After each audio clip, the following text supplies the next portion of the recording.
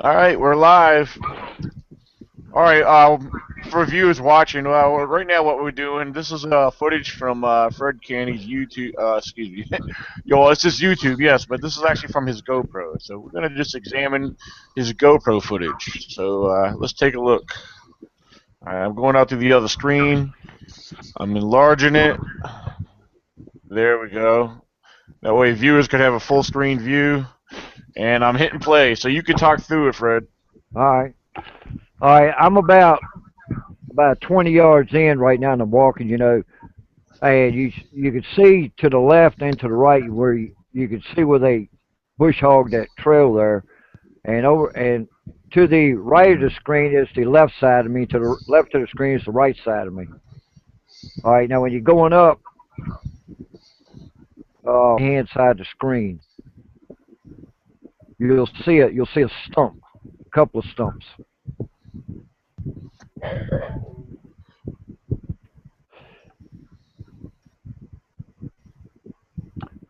All right, Daniel. Yeah. All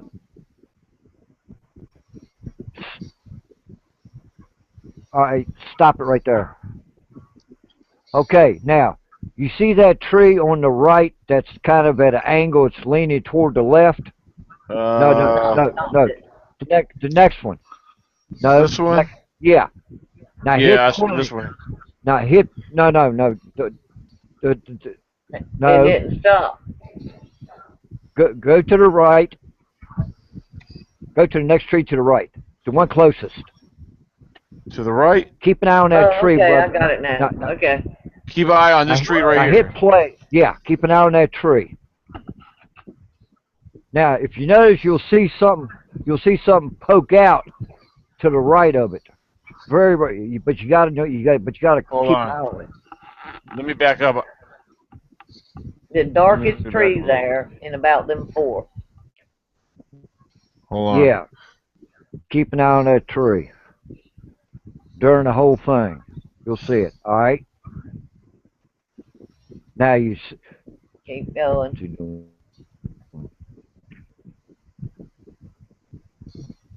All right. About there somewhere.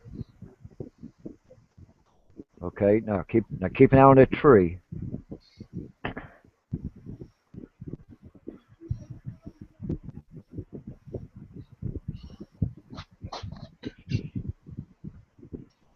Wait a minute. I pause it. Oh.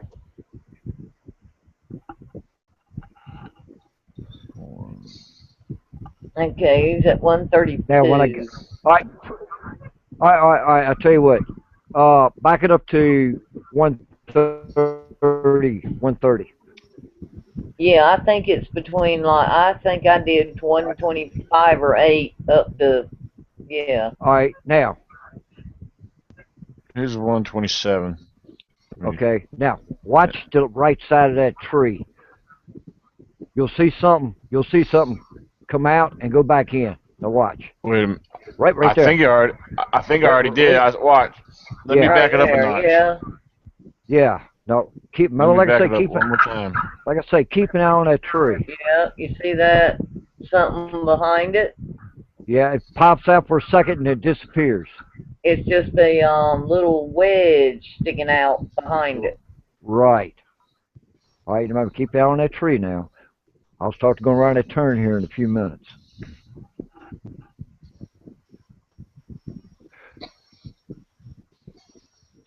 Yeah. Yeah, you see it? You see it pop out? You see it pop out and go back in? Yep. All right. Little bumps. Yeah, it's black. Now watch it. It'll disappear. Watch, it'll disappear. Keep going. Wonder why that little white light's by it. I don't know. But yeah, I noticed that too. I keep seeing whatever this is white. It was over here. It's over here now. Yeah. Yeah. I don't know. That's kind of mysterious. Yeah. Yes, it is. It's not a bird. Okay, now. Okay. Oh wait, you can see it by itself though. Whatever that thing is right here. Exactly. Yeah, if you want to call it an orb or if it's I don't know, a bug, a leaf. Okay, now there's that tree right there, that big pine tree, that big tree right there, that just went out of view.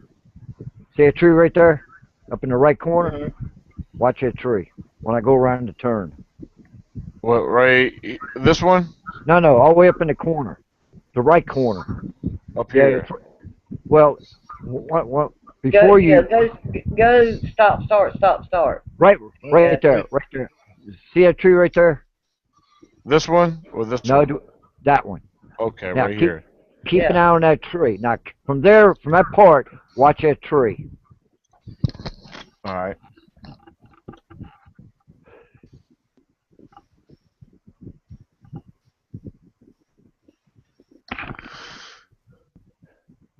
Something right. Keep that tree in mind. Damn. All right, there's that first pine right there.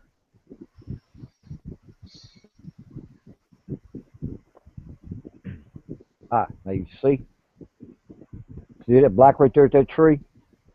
Keep an eye on that tree. Keep That playing, Alright, we're Dan. still we're still looking at this yeah. tree right here, right? Yep. Keep watching that tree. Now hit play. You'll see what I'm talking about.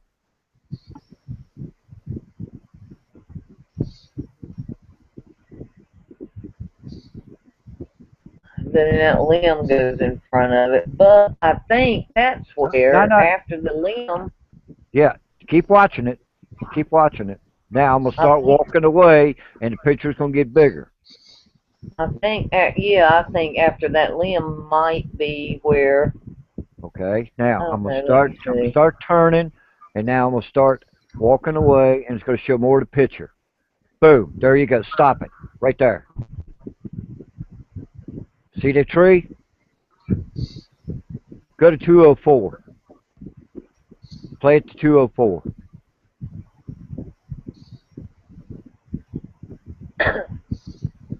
Right there. Stop it right there. Now, you see what I was talking about? That Yeah. one? Right here? Yep. That's what everybody's saying. That's where that picture we sent you, it had the arrow. But now, Daniel, if you can, Yeah, I can't stop, zoom in on start, this. stop, start. Okay. Just like, a frame, a frame, a frame. Alright, hold on one second. Let's see. God, I wish y'all could. There. Now, see, that's what everybody's looking at right there. And it seems to, I don't know, it seems to me It's moving. it's moving more than Fred is moving. There's not really anything in between them But look how big. look how big it's getting. That's what gets me. It should be getting smaller. But if you stop right there, go straight up, and you see that big oak tree. Maybe that You know this something is else I right where noticed? maybe that spot's where what I'm thinking is the left arm, and maybe it's not, but Do you, It that it do spot you, seems do you to notice come and something else go. there? Yeah, go ahead, Steve. What's that? If you notice, the pine trees are not covering it. Those pine trees were in front of between him and that thing. Those pine bingo. trees should be covering this thing as he's getting distance between them. Those And they're pine not. trees. That's what I was saying. There's really nothing big in You between. understand what I'm saying about the coverage? Yeah, there's nothing really big in between Fred and the thing. Those pine needles should be covering that object up as he walks away from it, but they're not. It looks like it's walking through those pines, just kind of following along behind them. Hey, wait a minute. I think Hold up. I don't know, but I think it could Well, be ask the something. audience. Ask the audience what they think. But see, it's getting bigger. That's the thing about it. It should be getting smaller if it's a tree. But if you stop it right there, you see where it's at. You got that oak tree right behind it, Yeah, and but it's See, and it's yeah, I'm just hitting it frame by frame forward to see, right. because as I move it forward, the footage forward, whatever that is, you can see that it did appear to have different angle movement. yes, it Now, did. But now at the I said, same time, I looked at, I'm sorry, go ahead, Daniel. oh no, the only thing I was gonna say at the same time, it's like even though Fred's moving away, and there's not much movement or angle change in the on the trail that he's on. But the thing is, sometimes camera angles could play a little mind game too. As far as I'm trying to think of the best way to word this. Like, Well, um, the camera's kind of bobbing left to right the way I'm going. right, It's right. like, Mine does the same thing when I have mine on my backpack. It does the same thing. yeah, Yeah. So I understand. yeah. Um, But if you look at that bottom, and remember I said, look at that oak tree behind the pine. Look right. straight up. It's perfectly in line with it. But it should I not be. looked at it, and I looked at it several times yesterday, from the very beginning of it to the end of it, and it seemed to move. Look at that. See? And I know Fred's moving, and it's hard to tell. I don't know, but it's very interesting to me. And I'm no expert, we all know that, but very interesting, I thought, But that's the area when I was there. over to the right side of the trail, which would be walking down the trail, would be my left. That's where I got those juveniles watching me when I was sitting down. There's some nice structures in there too. Now that trail No. between that trail there, that if you go to the left of that trail, it takes you right over to the dirt road where Mill Creek is, Daniel. Right. Before you Now get to this the field. figure seems to disappear at this angle. Exactly. But at the same time, I'm gonna just throw this out there though. Do you guys see this right here where my arrow is? That's the oak tree. The tree, and then right down here above, this is some fuzzy, blurry, distant pine tree litter right here. Right. This green, this kind of green. But then if you follow Yeah, this tree down right here, I see a little speck yeah. right there. That's what's making me think maybe this could be a slight possibility that maybe this might be the base of it with something, some of the debris and stuff kind of covering it in an odd way. Was he Yeah, that because they far? was I don't know. that right there is probably about a 45-yard shot. Because what the game commission did was go in there and they're clearing the trail and everything off. They're separating the leads because they're going to do a controlled burn on the left side of the trail, which is the right side of the screen. So, Right. so they took a bush hog and went down there and blew the leaves apart.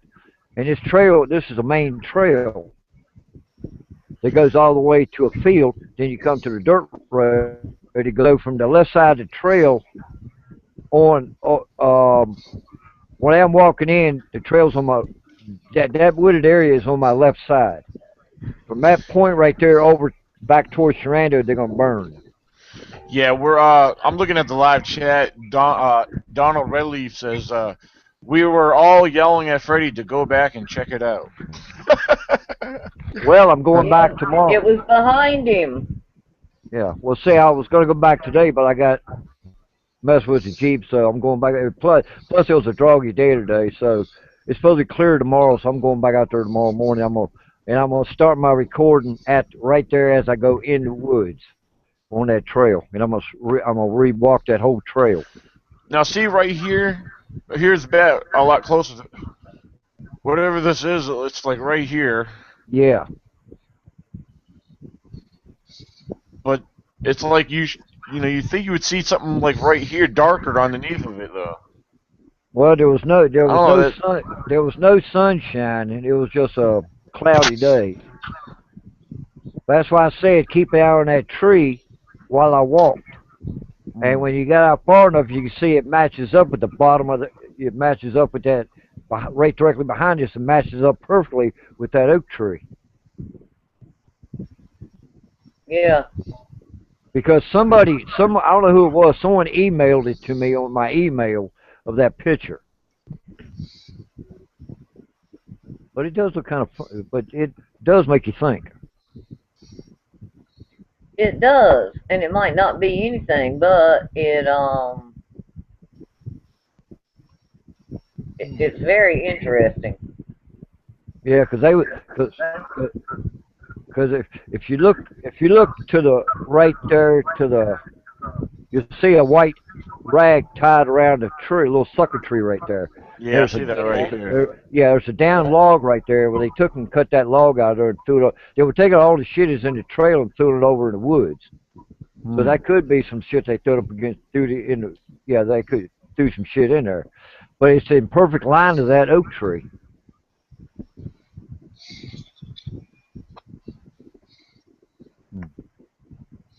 Let me keep playing. How long is this video? It goes up to what? Oh, okay. It's, About 15 minutes or something, I think. Well, you take that part right there goes up to 215, 216. right. But I haven't looked any at it past that, so I don't know what's on it past 215. Hmm. I thought that was about all it was. What's posted? Oh yeah, I see. What's posted is about 15 minutes.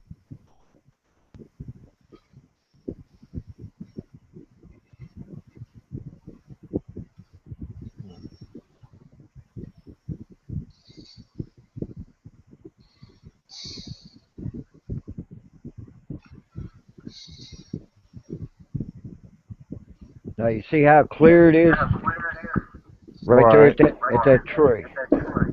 Hmm.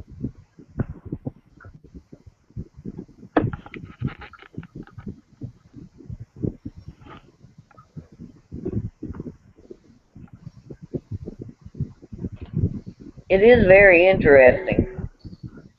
It wouldn't convince Now, Corey, now it's but completely gone. very interesting. Hey, did y'all see the Glenn? I think maybe you did the thing I sent Corey today No, what's that? about the bill. It was a sent it to Corey. It's a picture of a billboard at a vet's office, and it said, Uh, "We will spay your chupacabra for free." I've had that for a long time because my little cousin, Beth, who wants to come on the camp out, her daughter Beth has a chupacabra phobia or whatever, Well, and the chupacabra is a mix between a coyote and a Mexican wolf. They finally done it. They did. Three people have shot one, and it's between a domestic dog, a coyote, and a Mexican red wolf.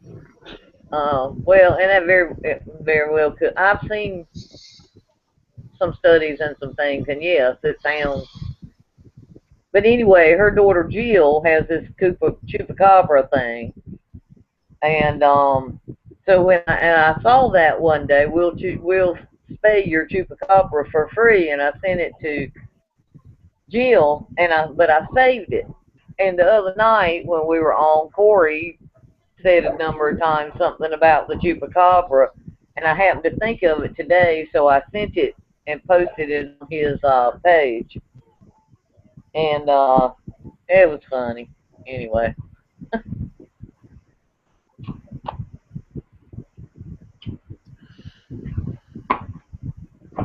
Listener.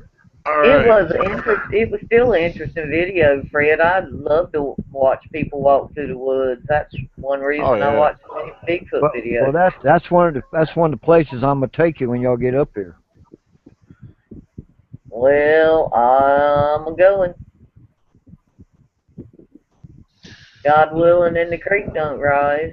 Well, I'm having to put a leash on Daniel to keep him calm down though. You know. yeah. Well, we got more viewers That's now. all right. Huh?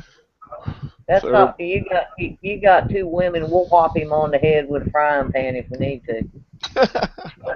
Because I'm gonna tell you, some of the places we're gonna go into is gonna be pretty rough. let me check something else out. Like going across a stream. I don't know if you girls can handle that or not. Oh my God! I lived next to a stream in the mountains for 15 years, and I never crossed it for I was afraid.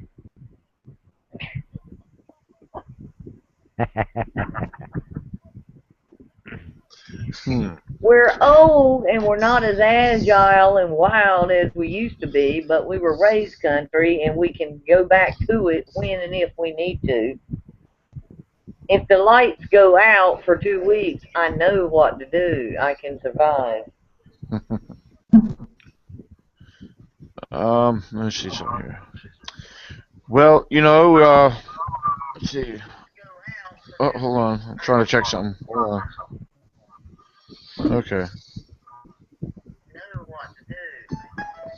We'll make it, Fred, I promise. Okay. As And if we Donald, don't, we'll get in the damn car and go home. Sorry. hey, guess what Donald Redley said, Lael? What? Wibble.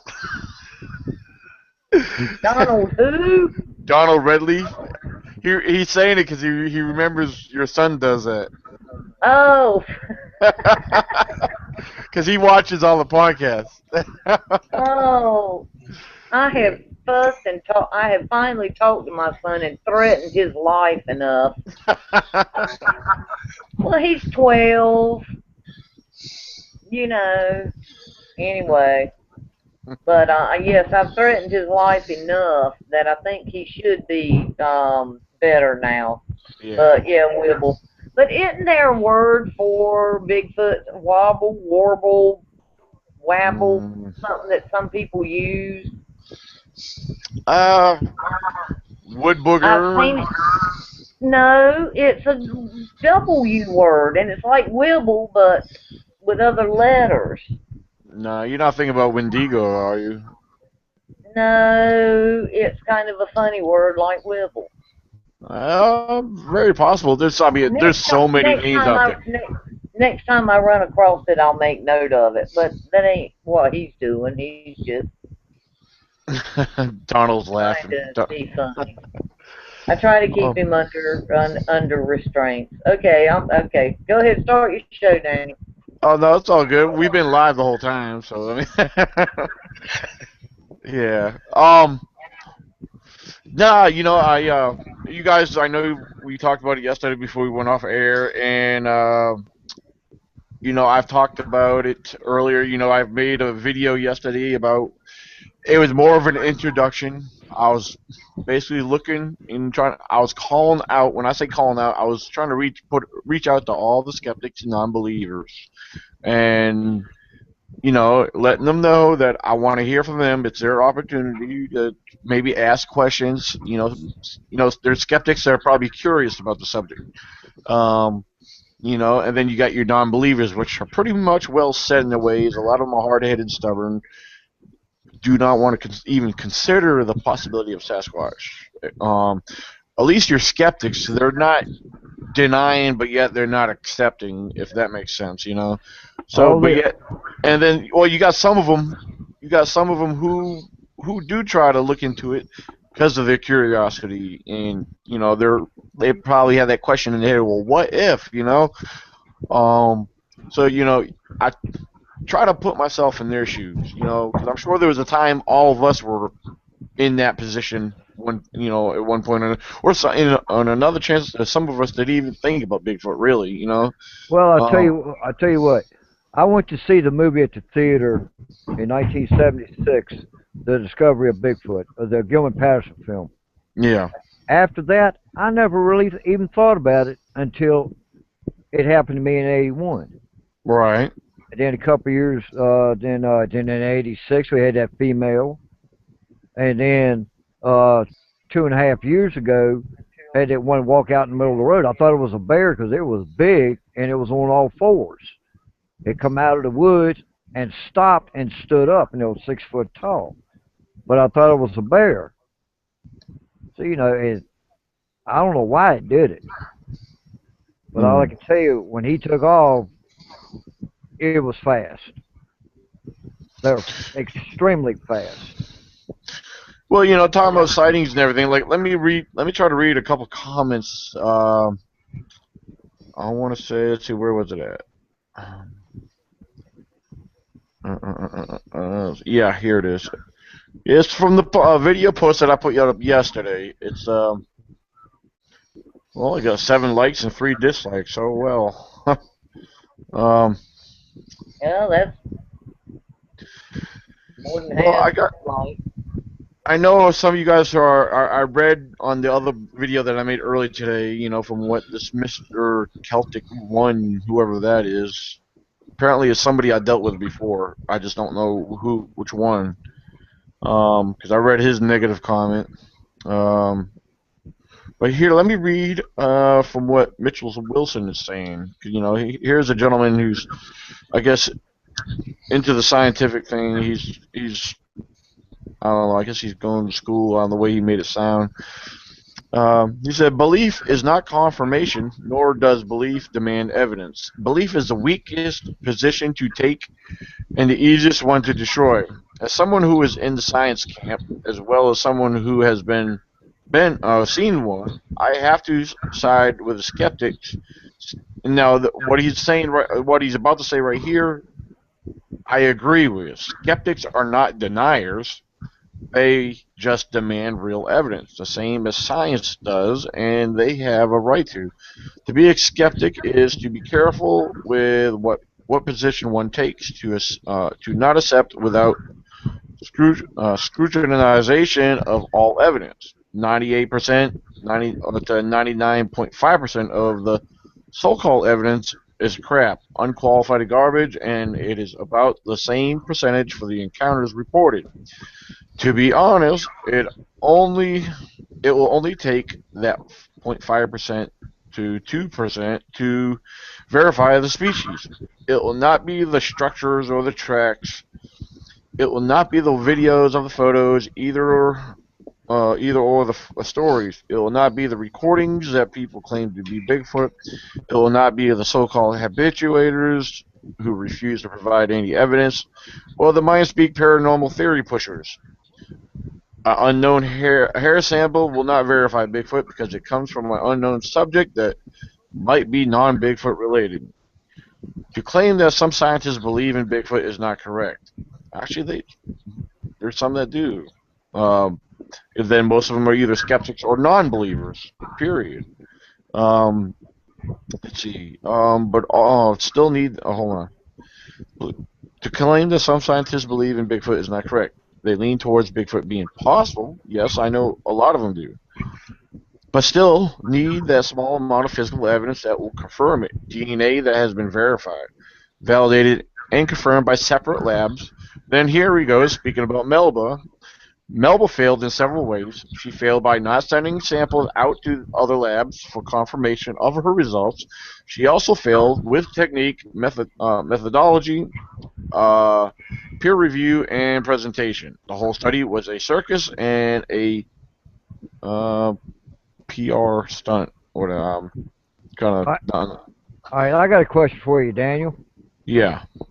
Okay. Um, have you read what David? I think it's David Pauldis, the one who wrote the 411.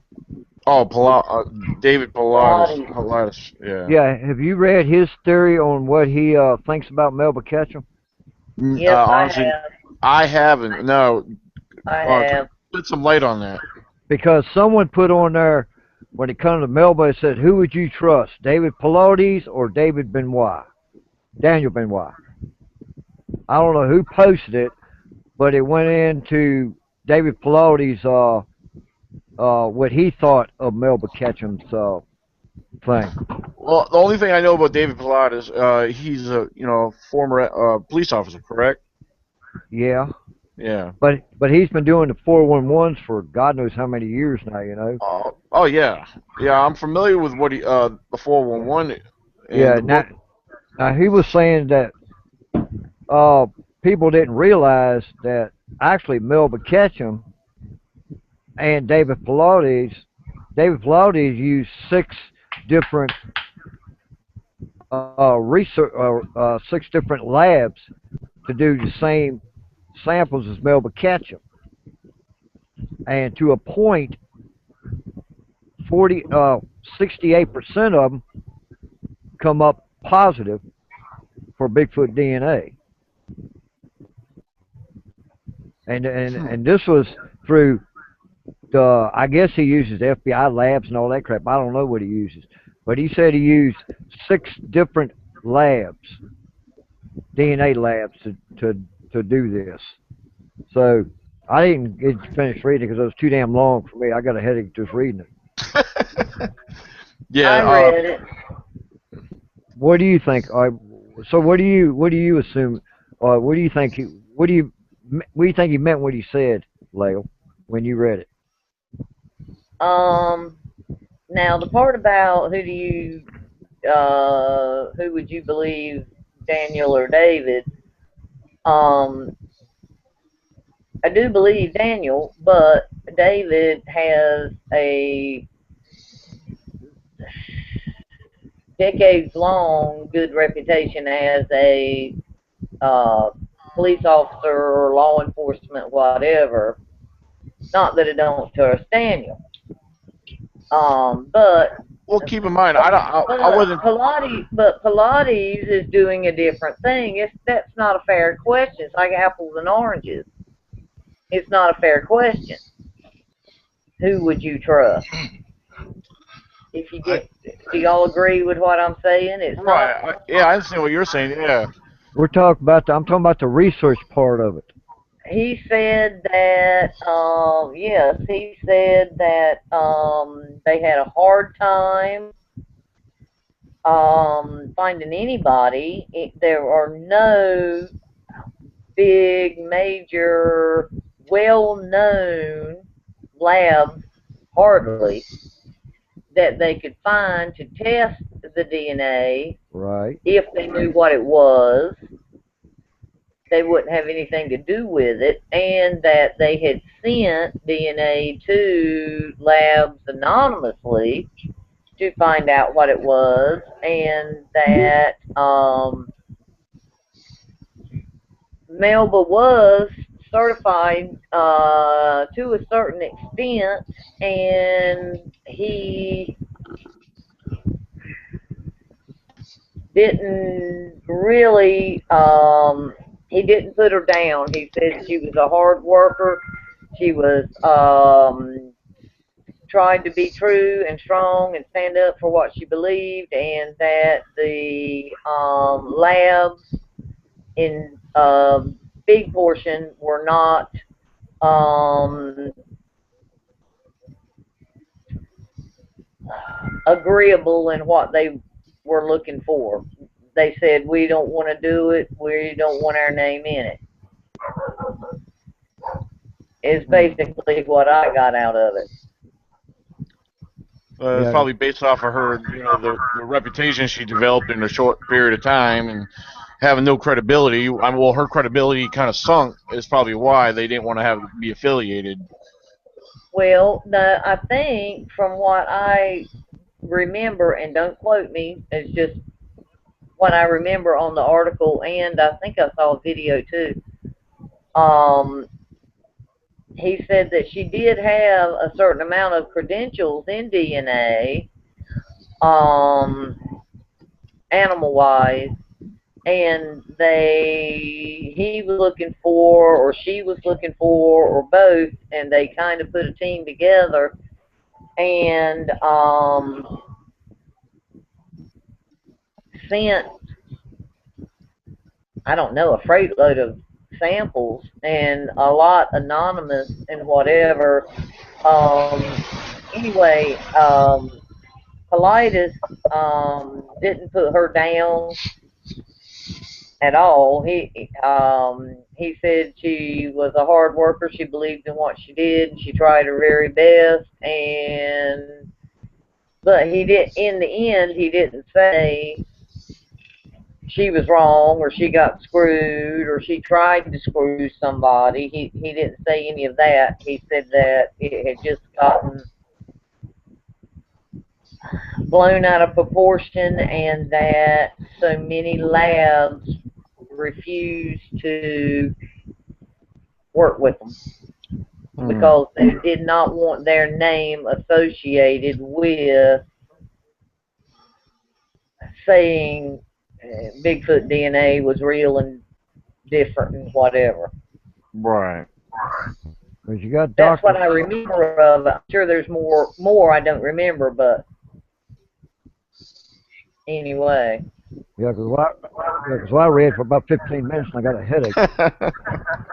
I can't Hmm. read that much anymore, man. Even with glasses on, I can't read no more. It hurts my head.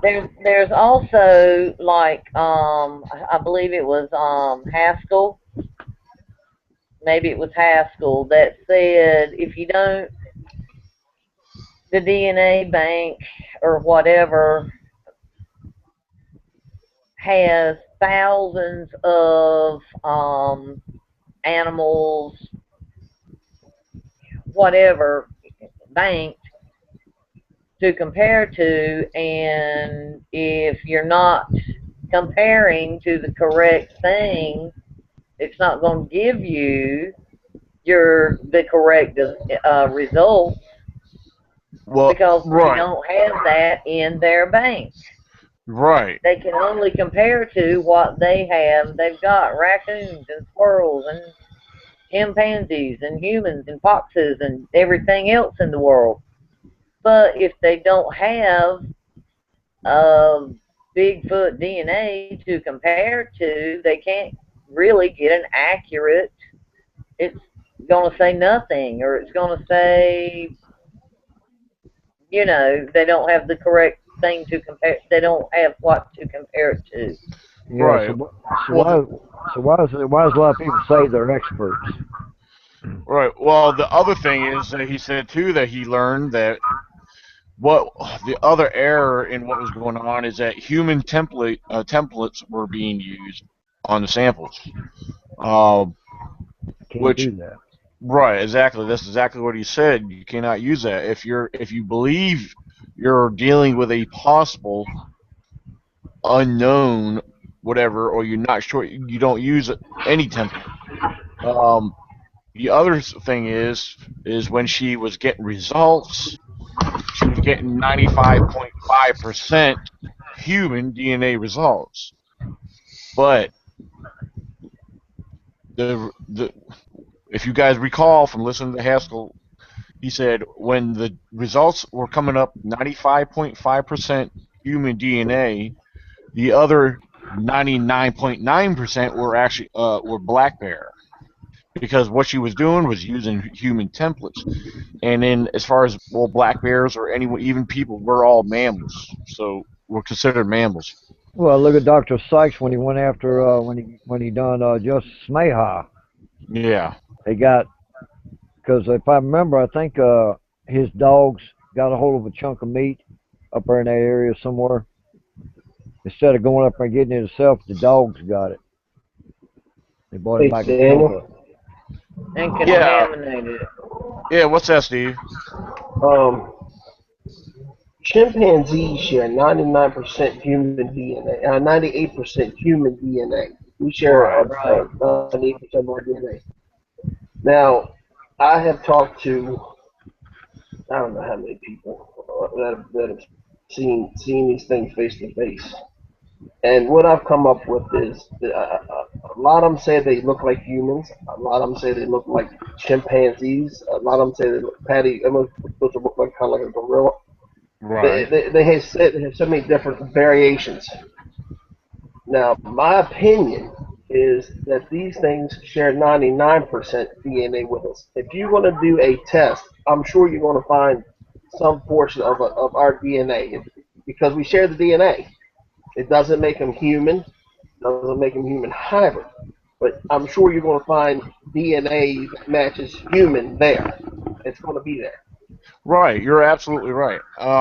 I mean, like if you were with us on if have you ever did you get to listen to Haskell Dr. Haskell Hart No, on I the was out of show? town that night.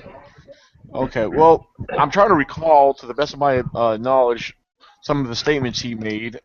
Um, Me too, because it was a good show. yeah, I'll have to go back and look at it. because he really broke it down in lame terms. We I really understood everything.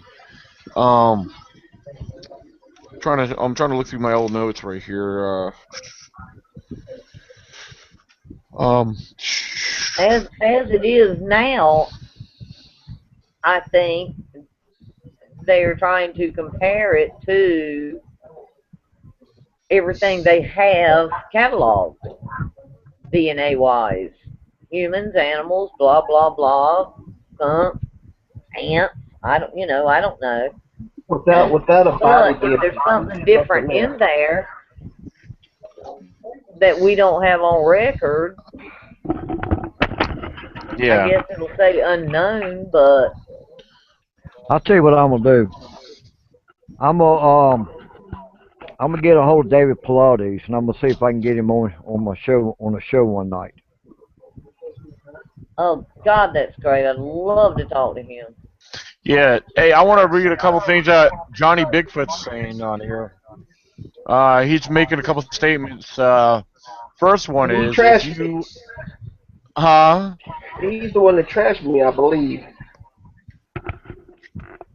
Who? He just trashed me the other day on his site Jo- about my John, videos. Johnny Bigfoot. He's a blog post writer. Yeah, that's him. Yeah, he share Yeah. what it do. He'll share stuff of people's stuff. I think he's shared stuff of mine before. He seems pretty cool though. I mean, I don't know. I mean, I'm Maybe not it sure wasn't what. him. Maybe somebody left a comment on his thing. Maybe it wasn't him directly. Okay. If any abnormal DNA shows up, you will have I'm getting tongue tied.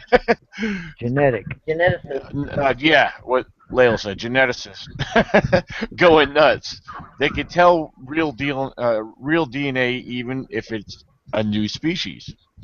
Um, and then let's see. Also, he goes down on another one. He says DNA is so intricate that they can tell by your Y chromosomes where your ancestors came from. There are big differences between people from different regions. Well, Yeah. that's a good point. Well, yeah. Yeah. We know For that example, from yeah, Ancestry.com. that makes a lot of sense right there. Oh, by the way, Johnny Bigfoot said about he says he didn't trash you. He said it must have been a comment. Yeah, that's why I apologize. I appreciate him giving me the plug. That was really nice of him. Yeah. Yeah. Just yeah. Sometimes That blogs heads up when on people that. do blog posts and stuff, they can be confusing. You should see some of Somebody, mine. Go look on their Bigfoot evidence blogs. They shared a lot of my stuff before, and not just me. They shared other somebody people's stuff. put Look at all the stuff. A lot of them are non-believers anyway. That's one thing I learned. I somebody didn't realize posted it. on his Well, Say some what? died. Somebody posted on his blog that I had died. uh, Oh well, no. Johnny Bigfoot says he likes your videos. Yeah. Great, Well, cool, that's thank you, good. Thanks, John. Yeah. thank you, Johnny. I I'll have to check appreciate that. out. Yeah. Hey Johnny, I'm just curious to check out the blog. Post the link on the live chat to it, the blog, your recent blog. I'd like to check that out. Um. Okay, where were we all going with all this? I don't know. I think we kind of went off went off track. We were talking about hybrid or Oh, DNA. Oh, he's DNA. yeah. Um. The thing about it is, squatches are like humans and different animals. No two same have got the same look on the face. Right. Every one I've seen one. The first one looked like a human face.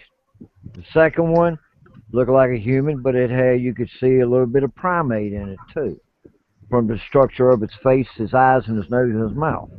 You know, and who knows? Right. They might have some that looks like a Chinese. They might have some that looks like an African. They might have some that look like a Aborigines. You know, it's really good. You know, to a point they got everything like a human got as far as looks. They got that facial looks.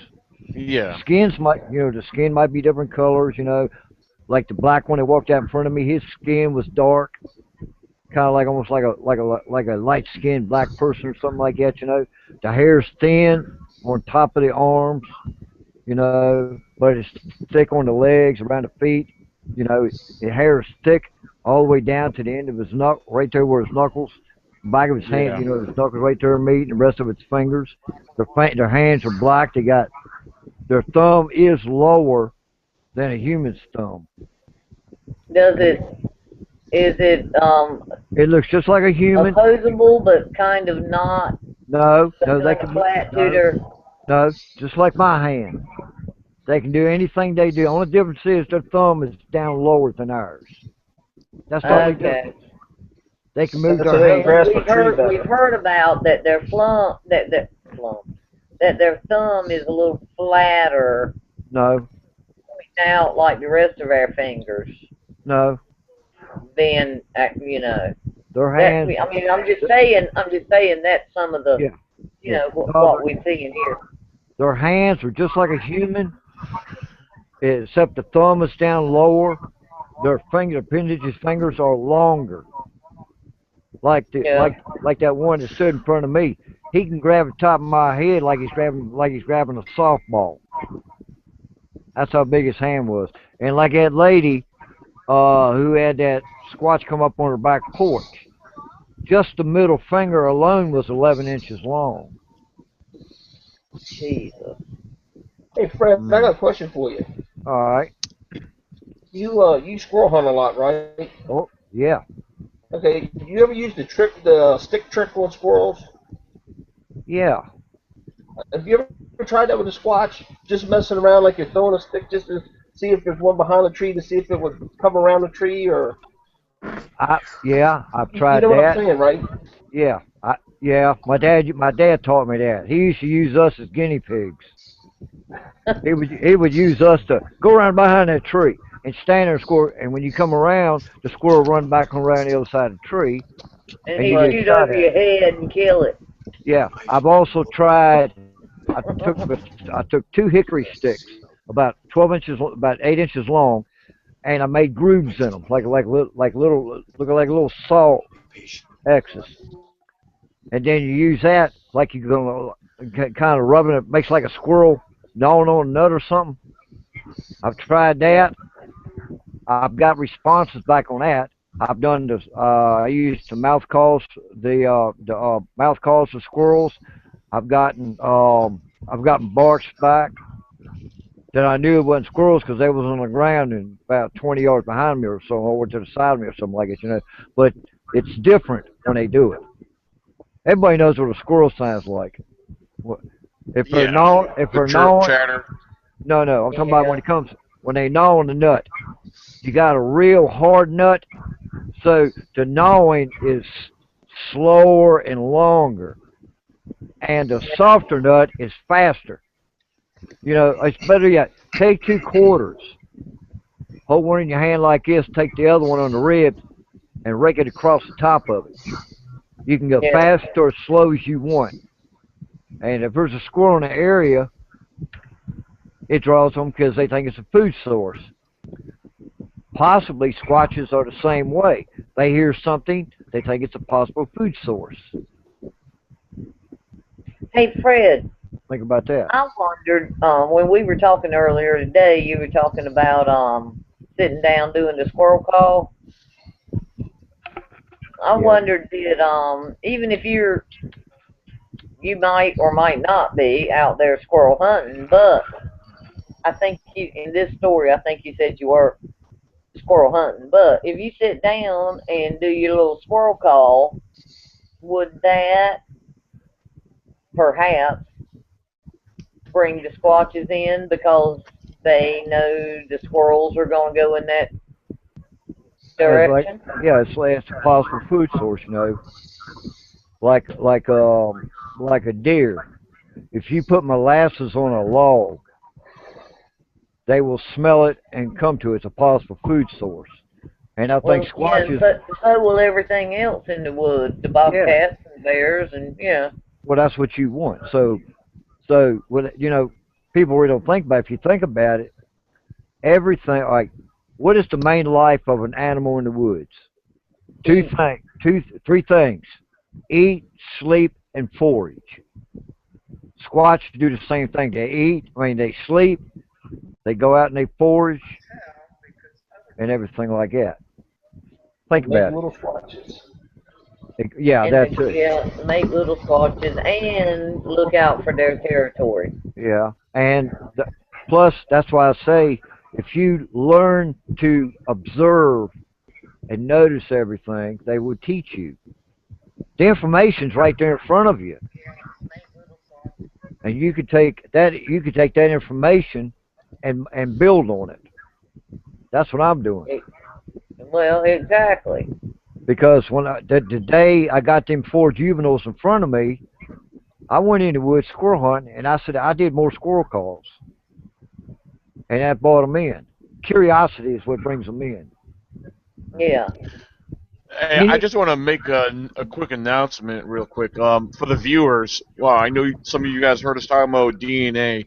Um, I know I wasn't really trying to get into a long drawn out thing for the DNA without having the proper notes and everything in front of me because I yeah. just posted a link on the live chat.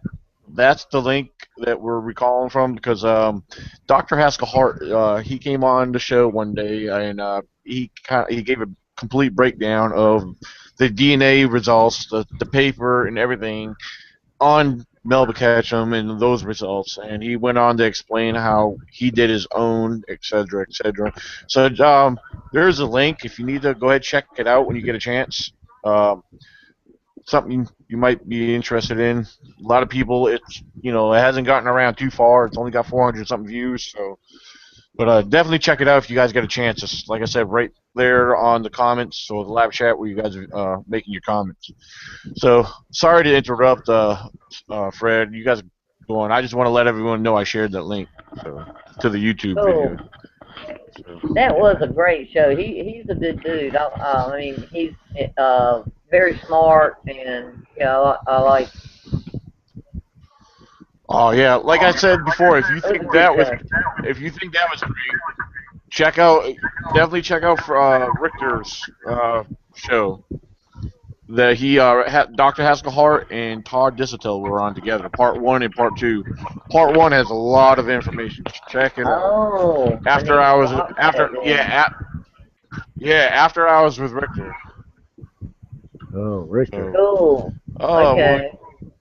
Johnny Oh, Bigfoot and Woodstock 54. oh, Thank you very oh. much.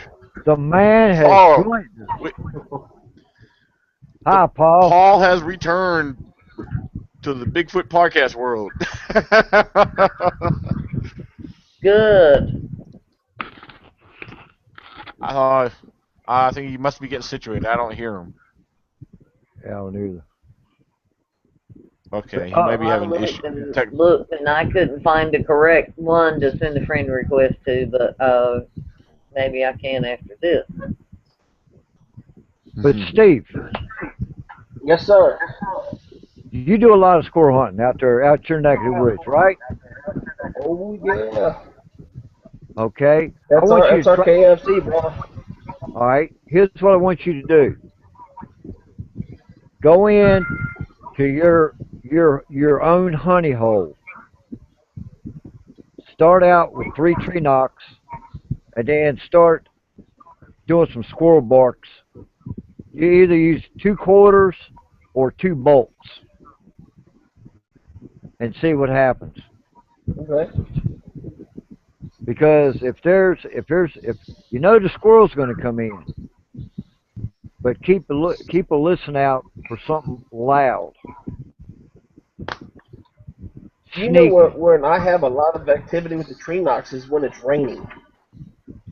I have more activity when it's raining at night. And in nighttime, if I go out and do a knock, I can hear a knock somewhere back. But you know what I mean? There's more activity when it Well, rains than any other time. nighttime, yeah, nighttime is their time to be out to get food, because they can ambush. I've learned in my area we got drivers and we got standers because I've seen them. I've seen them chase deer Oh yeah, yeah. and everything. And a buddy of mine, I've been trying for years to get the thermo video he's got of 3 squatches attacking a deer in the field next to my camp. Oh But man. but I I heard a cannot story. but I cannot So go but ahead, I Fred. but I cannot get him to come off of it. How you doing, Paul? Welcome aboard, Paul. I finally got here. Can you hear me? Yeah, I hear you good. Okay, all right. Sorry about that. I had to go get some salsa and a couple of beef burritos, and uh, and then got hemmed up by somebody, So that's how it goes sometimes. Well, long Hey, time no see, Paul. Hey, old man, what you know good? Got that Jeep running? Huh? I Do said, you what? got that Jeep running yet? Well, I'm getting ready to drop me a 1968 307 stroker down in it. Oh, you wouldn't recognize it now. That It's Jeep's it's gonna a, be worth $25,000 by the time you're done with it. well, right now it's a complete Chevrolet drivetrain from 1960 all the way up. It's going. It's good. Everything. Yeah, well. Yeah. I Well, know how's when it? we started talking, you were working on it then. You were having just some minor mechanical problems, and Yeah. things Yeah. changed since then. So, Yeah. Well, uh, how's it been going in your neck of the woods? oh, I've been pretty busy. Of course, I'm still doing research. It's just I'm a little more private now. Yeah. I don't get out there in the spotlight as much as I used to. Uh, Lost about 50 pounds. Yeah, I've seen Got you in a lot. been seeing you getting buffer. Yeah, yeah, I've been going to the gym, working out, and getting ready. I'm fixing to buy me a 27-foot camper and fixing to do oh, some nice. traveling. Yeah, I'm going to be coming up y'all's way, and of course, I'll be in Ohio come June with Daniel. That's where I'm going to be too. I'm going up with Daniel. I get to see you Okay. Oh, then. you coming up there, Paul? Yeah, I'm coming up. Oh, that's awesome. Yeah, we'll have a good. I think we're expecting a good turnout. Yeah, Well, because I mean, you in, got Dan Baker and the 8 team. You got a good yeah, group of the E.C.B.R.O coming from Virginia here. We got the Maine, the state of Maine E.C.B.R.O group coming down. Yeah, you got Valley Bigfoot in there, so we're gonna have a hell of a time. yeah. The last time I went to West Branch, I didn't get to do. I went up there for my first actual Ohio Bigfoot conference, which I spoke at, and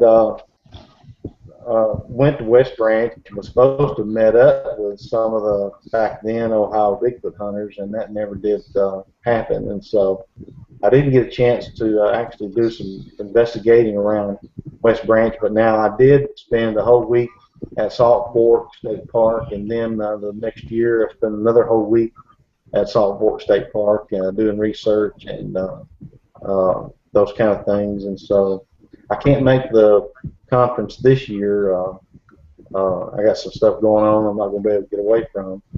But I will be coming up there in June to stay about a week with your little expedition and see what I can contribute. Oh, Well, I'm gonna try to do But some. I'm gonna try to do some teaching while I'm up there. hey, Yeah, I think it should be pretty interesting. I'm hoping to. Well, I'm sure we're going to be doing both day and night investigations, so it should be pretty interesting. Yeah. well, I'll tell you what I'll do. I'll bring footprint cast that I've got from here in Alabama, Okay. and I've got one real big one that's about probably about 18 inches, and then I've got of course a couple of juvenile, and I'll bring those, and I got my coup de grace, as you call it, is the one that's the juvenile, and it's got the dermal ridges in the cast. That's cool. Yeah, I found. I went out a couple weeks ago, and I wasn't gonna really start my research until April. Till I found out if they didn't come back in and start giving birth at the birthing beds. And I found a perfect 5-inch juvenile track and a 7-inch juvenile track and a 11-inch track, but they was all males, and I didn't even know we had them in here. I didn't, but you know, because I thought they was gonna stay, because they usually don't come back in until spring around April. But I got these three in here, and I don't know how many more is in there. So you know, so I've been going out. Uh, we started using GoPros on our backpacks facing behind us now. So I've been doing that, and thought I had something, but someone sent me a picture off one of my videos, which they thought was a squash, but after looking at it, and we started discussing it, come to find out it was finally the base of an oak tree that was through the through the oak, you know, because I told everybody, look at this, and I watch it one tree, and the weird thing was, it was getting bigger as I was walking away. But thinking about it, if you're right there at that pine tree, the thick part is about 2.5 foot high. It gets thick on up, but Yeah. from there down, that's what threw everybody off. So I'm like, okay, Do cool. you remember? You remember the video you submitted to me one time where you said you thought you caught a squatch going from right to left Oh in one of yeah, your yeah, videos? yeah.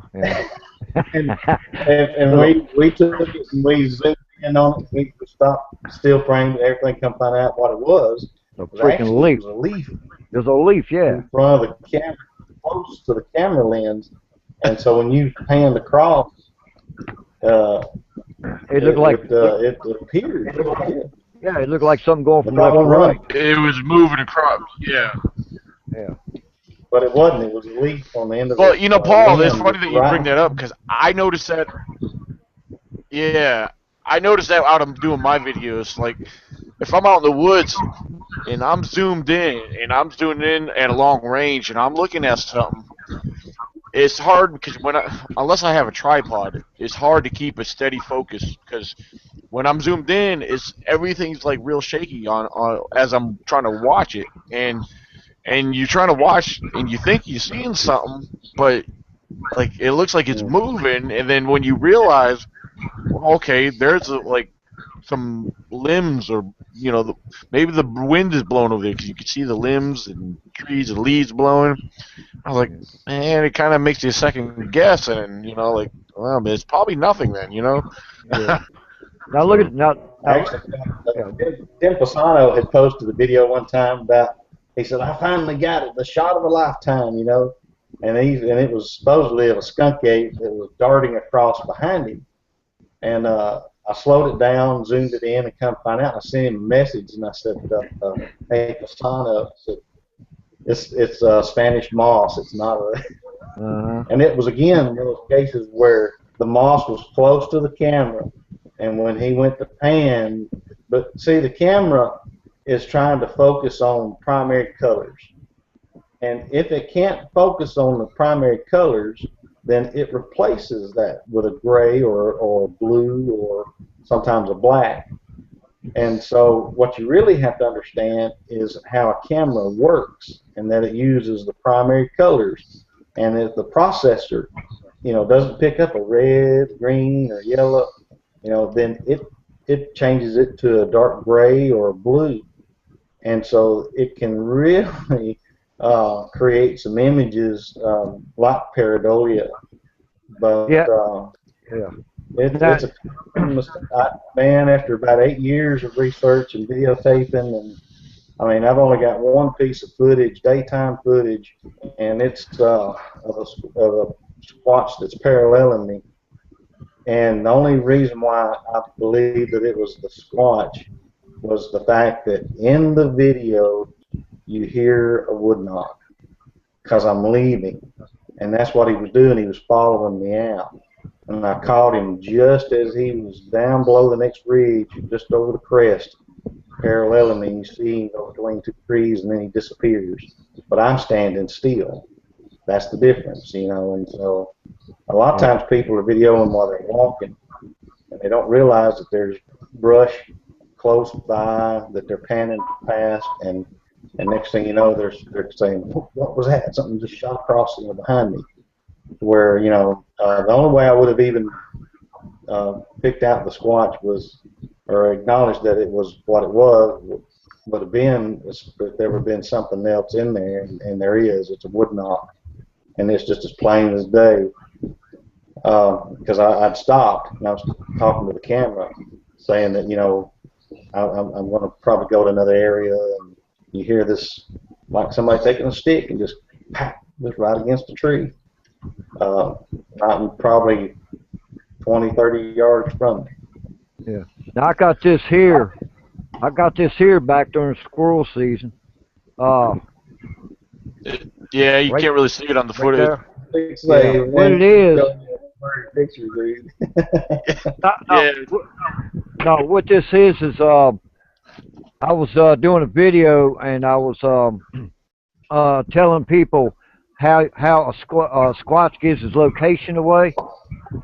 And what I do is I go in, and I hear them moving, and I'll stop and I'll just look around. Then I walk. I'll take about like 9 or 10 steps, and I'll stop in mid step. And when I did that, I heard a crunch. I immediately turned my camera to the right and zoomed in, and I caught this eight.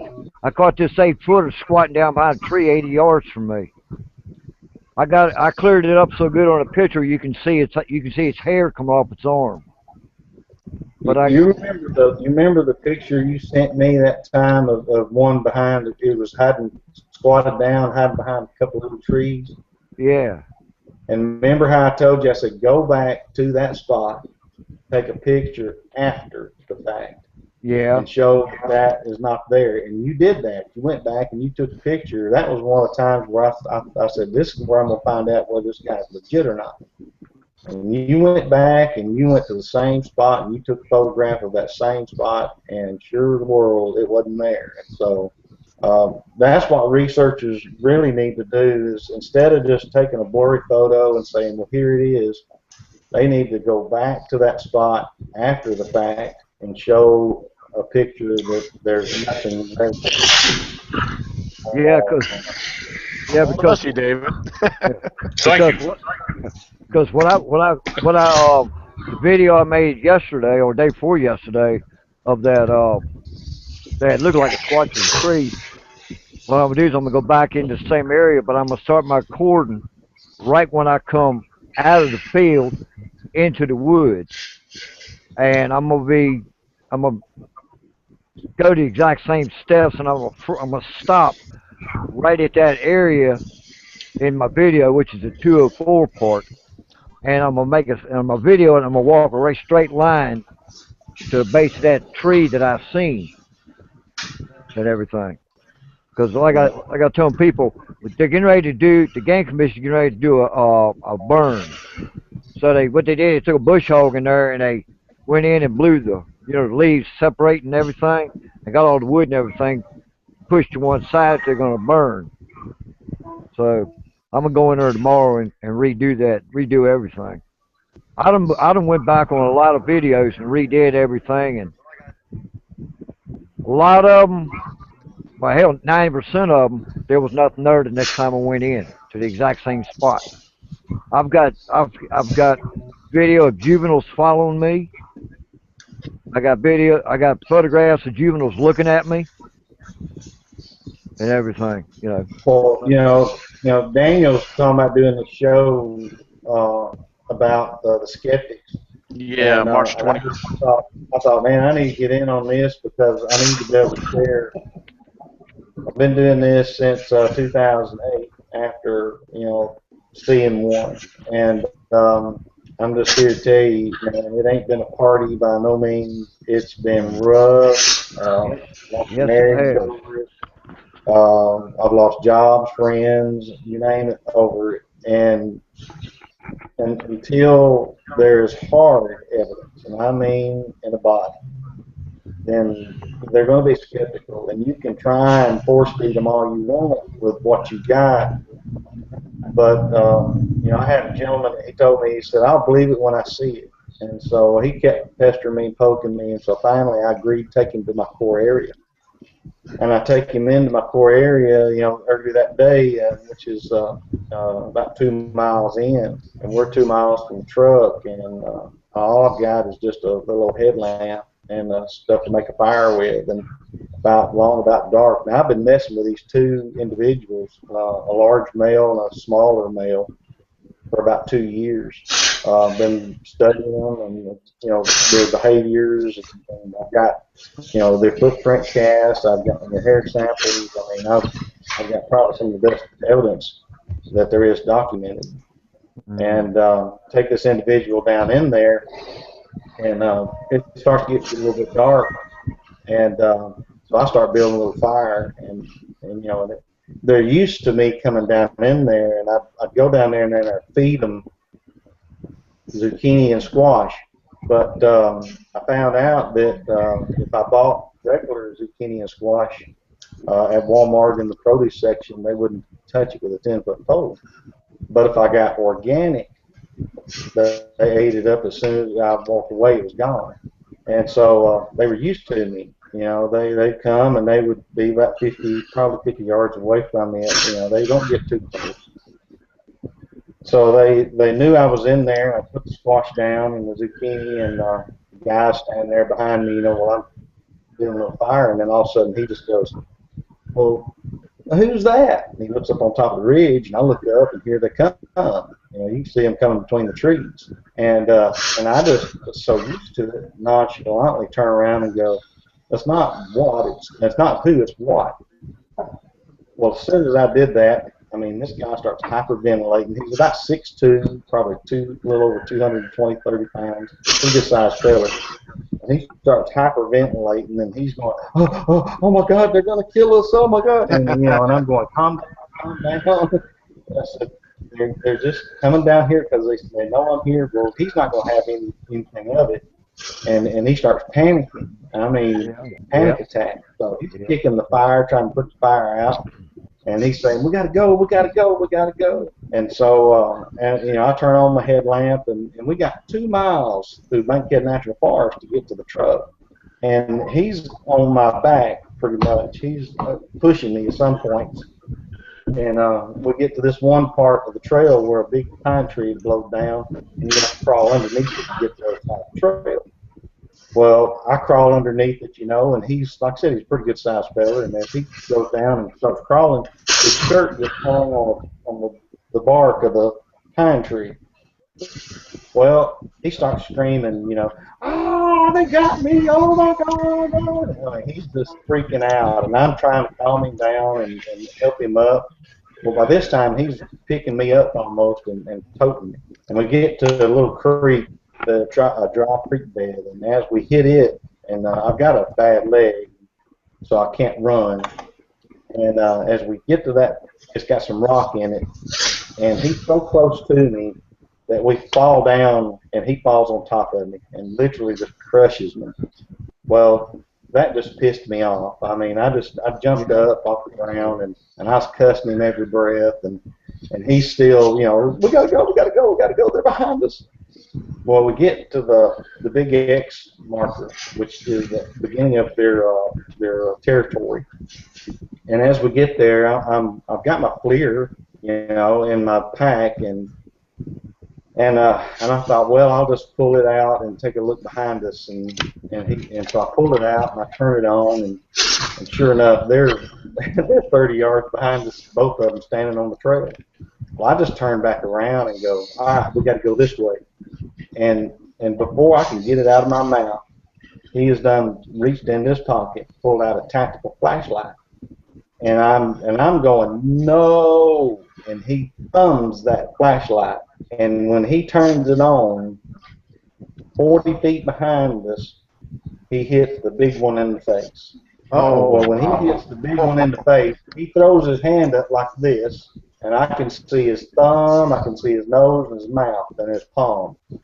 Well, the smaller one next to him, he just squats down and does like the Hulk and just screams. And this scream was so intense. I mean, my ears were hurting. And I'm turning around because I'm fixing to snatch the flashlight out of this guy's hand or either punch him in the mouth. And when I turn around, he's been over throwing up. And so now I've got to go about another probably 500 yards to the truck uphill with this guy who's, threw up and he's panicking. And I get him to the truck and he's pulling up on the handle, going, open door, open door, open door, we gotta go, we gotta go. I'm going, calm down, calm down. He gets in my truck, and I just bought this truck in Ohio when I was up there, and in 2014. And so here we go. It's 2 miles to the pavement where his vehicle is. And so in the process, I realized that not only has this guy thrown up, but he's also peed his pants in In your my new brand new truck. truck. Yes. You talking about one mad fella. I was so mad.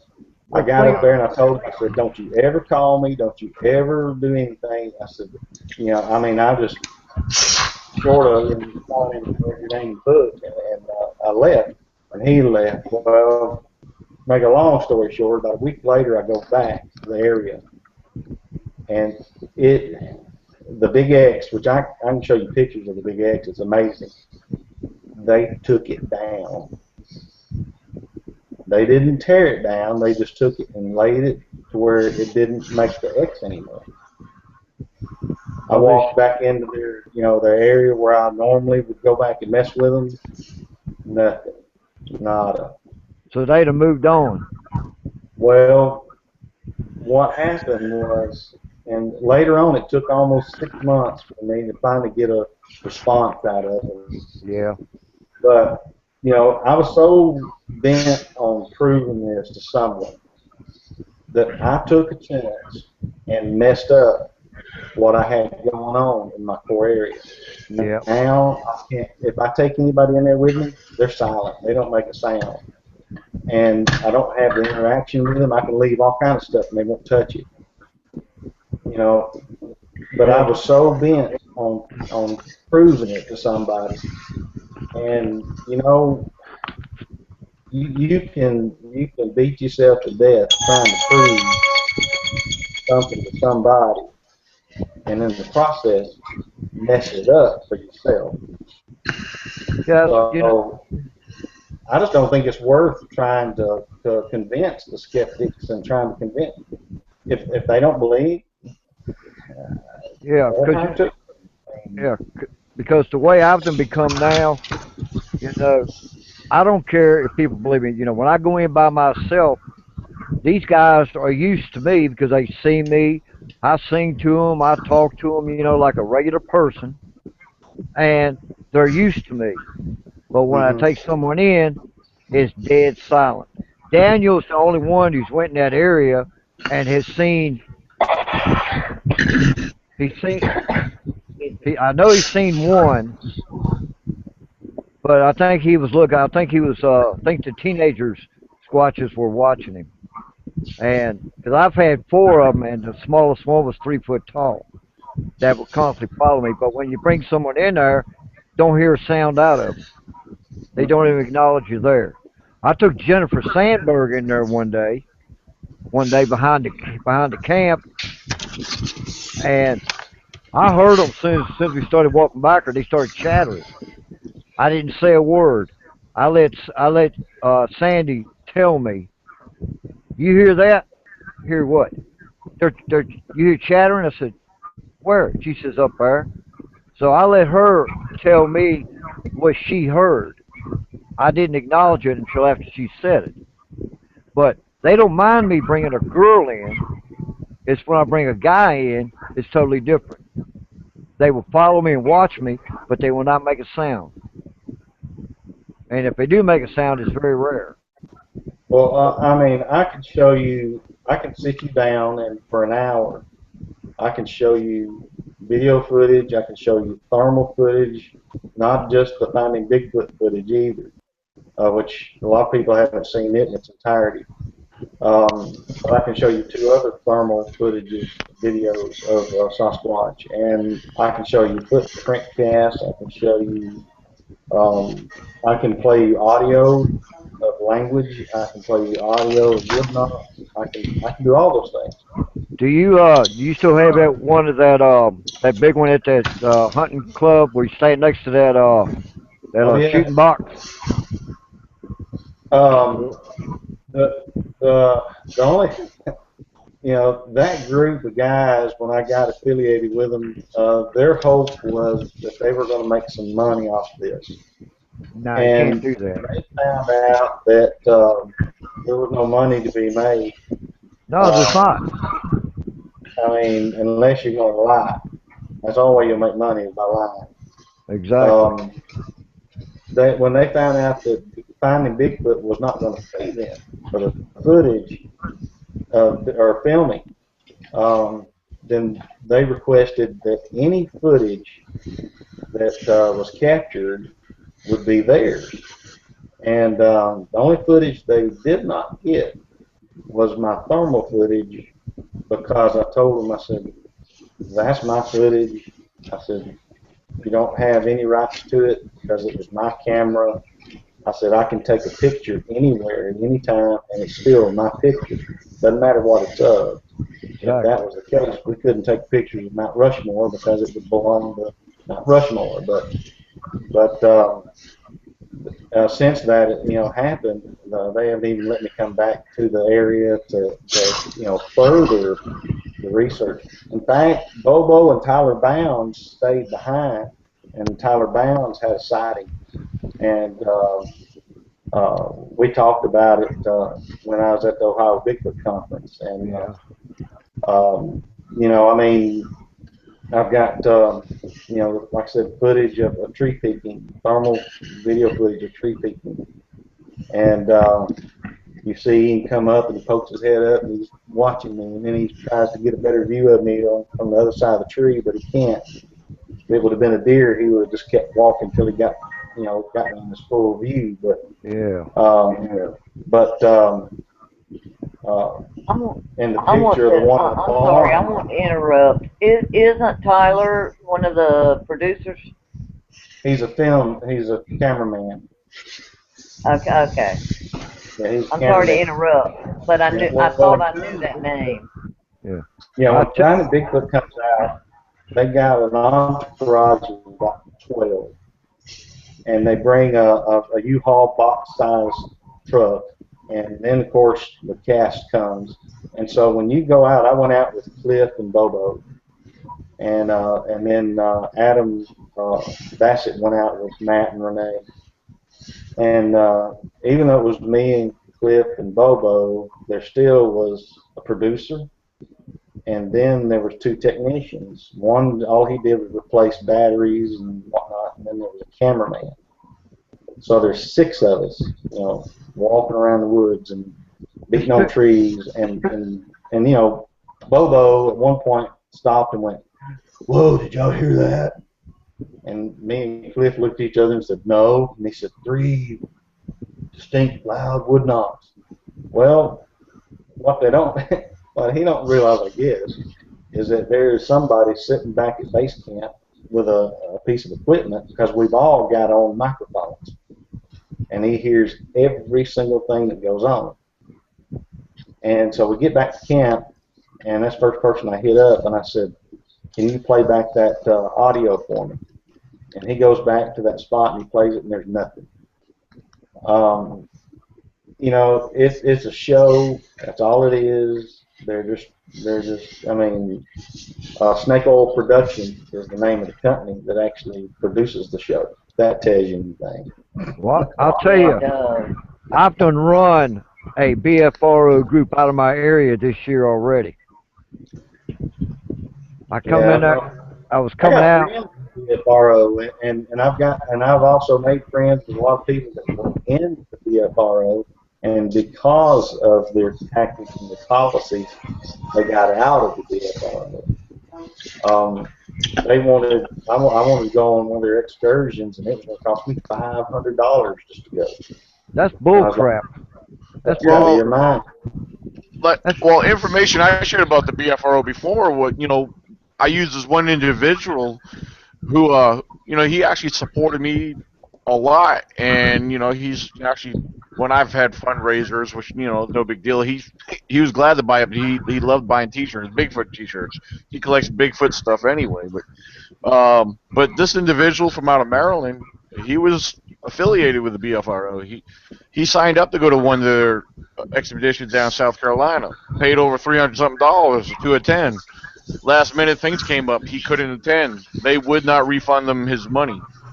Yeah, and he didn't even get to go. So Well, who is that's that just guy? one example. Yeah, who is that guy you set me up with? It was in North Carolina, and the guy told me, he said you're gonna have to pay $300 to $500, and whatever if you're going out with them and you take a picture of a squatch while you're with that group, they tell you to give you for you to give them that picture because that's their property. Me Yeah, per that's me, and I told the guy, I said if I go down there, I'm not paying $300, and if you take a picture of a squatch, it sure as hell ain't theirs. I'll give them a yeah. He copy. was I'll give them a copy, but I'm not giving them my damn picture saying it's their property. No.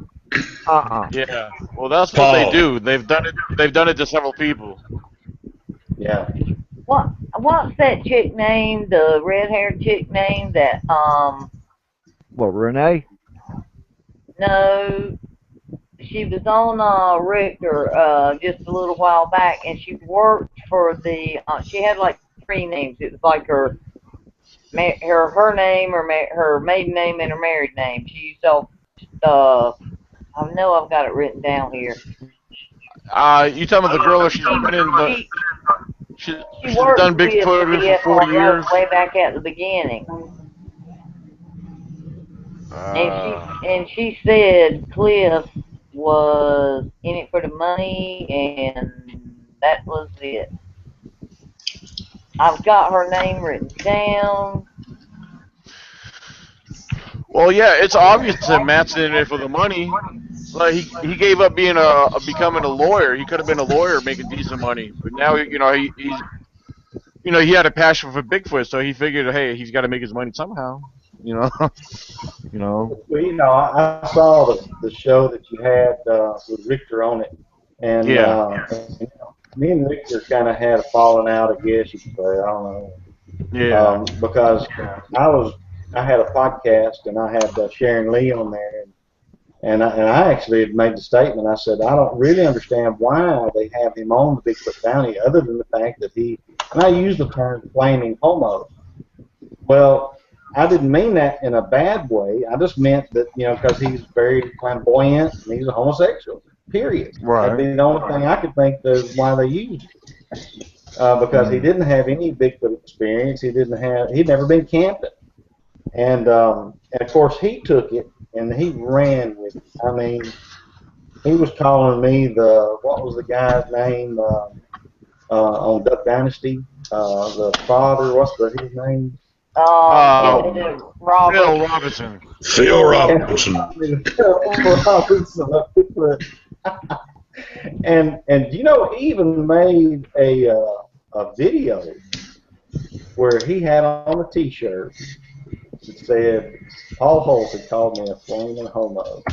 Now, of course, I Oh, don't I didn't get know any that. recognition. Oh yeah, he did. He called me some pretty bad names. Now I've never said never cussed him, never used a bad term towards him. In fact, I'd love to be able to get on the show one night and just kind of, bury the hatchet, so to speak, and say, okay, Richter, enough's enough.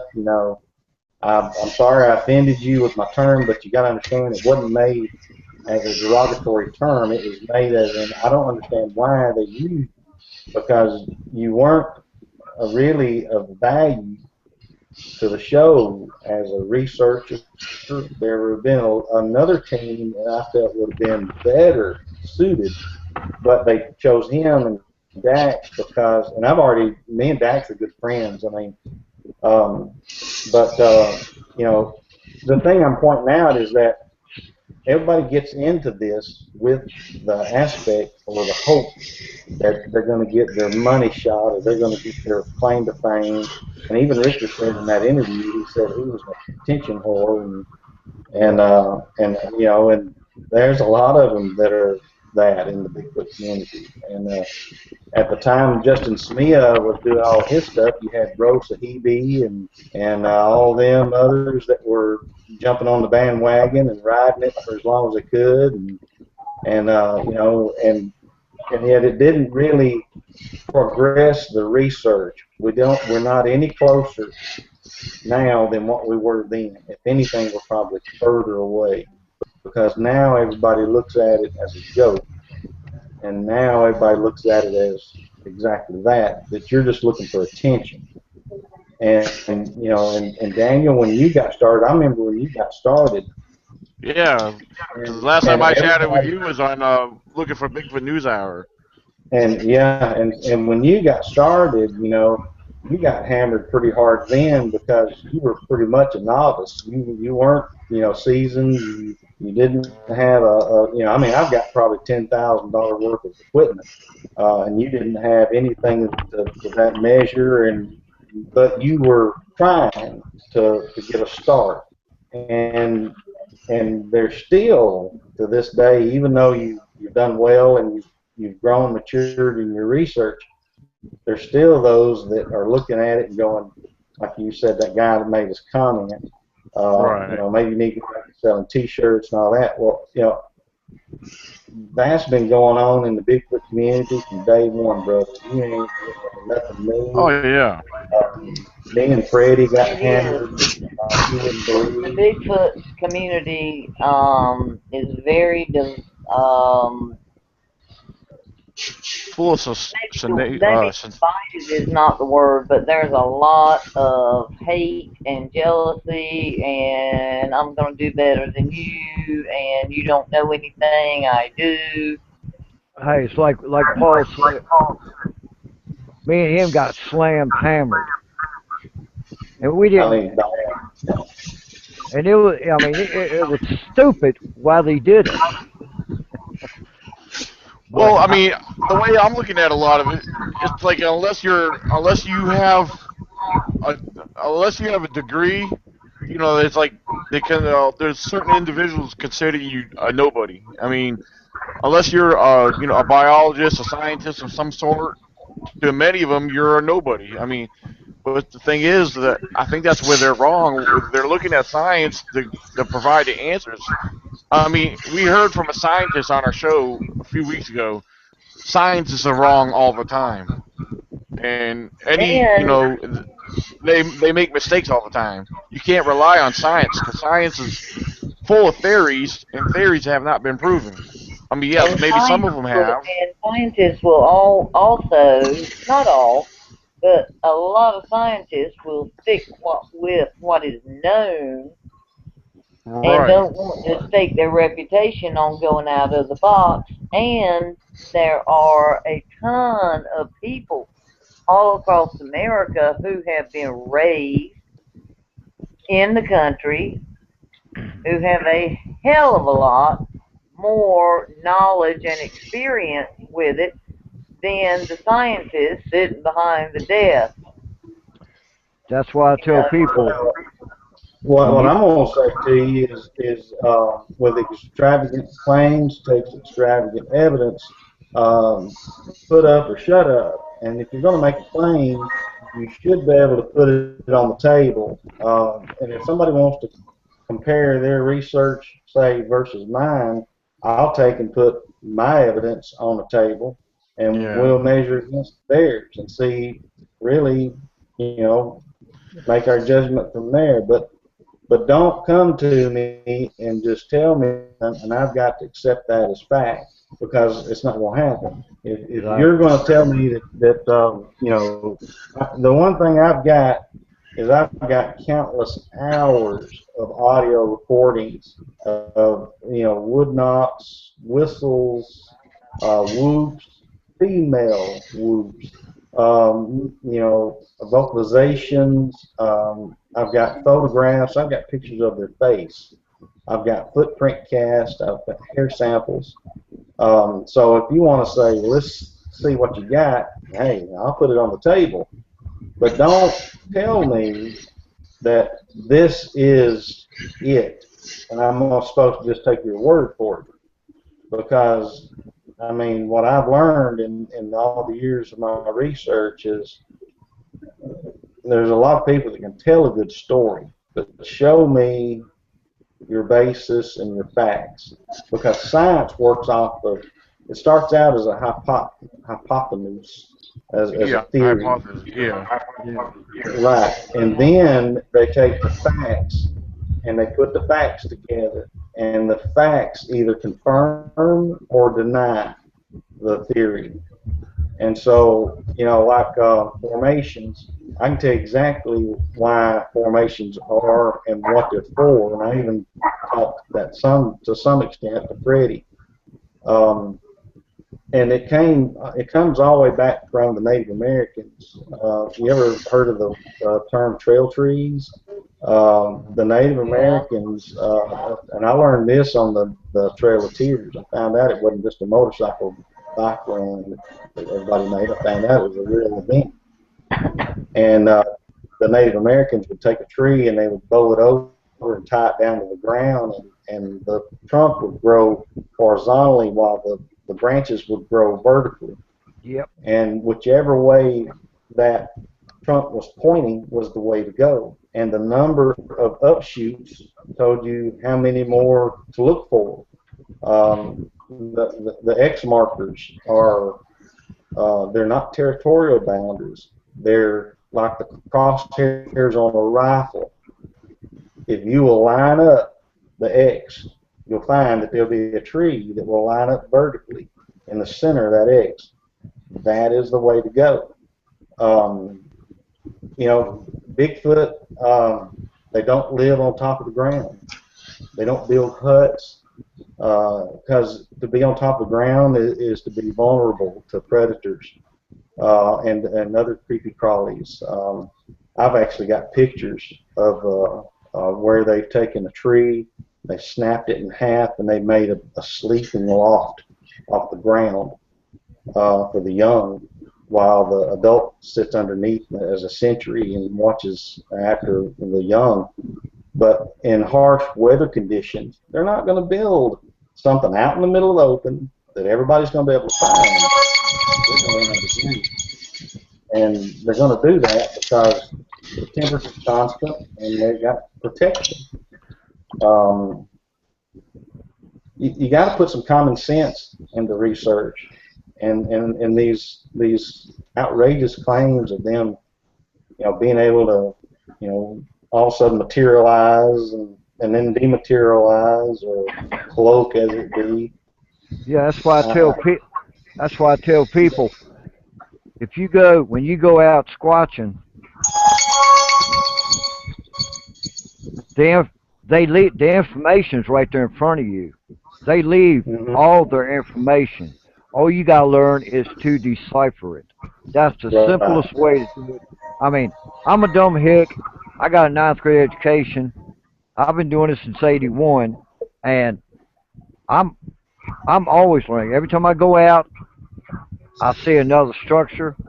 I touch it. I look at it. I observe it. Because when you go up to that structure and you touch it, they're not. They're like, uh oh, he knows. He knows what he's looking at. That drives a curiosity. But you never stop learning. Well, But I Fred, did it Fred, probably 2 years the level ago. of your education has nothing to do with your intelligence. No, I'm not educated as far as like a degree or nothing. My education comes from hours and hours and hours of in the field, Well, what I'm saying, and you you can know be a ninth tree grade, bow. 12th grade, or a PhD. It still has nothing to do with your intelligence. Your intelligence is what it is, and whether you just graduated high school and didn't go to college, you still can Somebody be cut those very phones off. intelligent.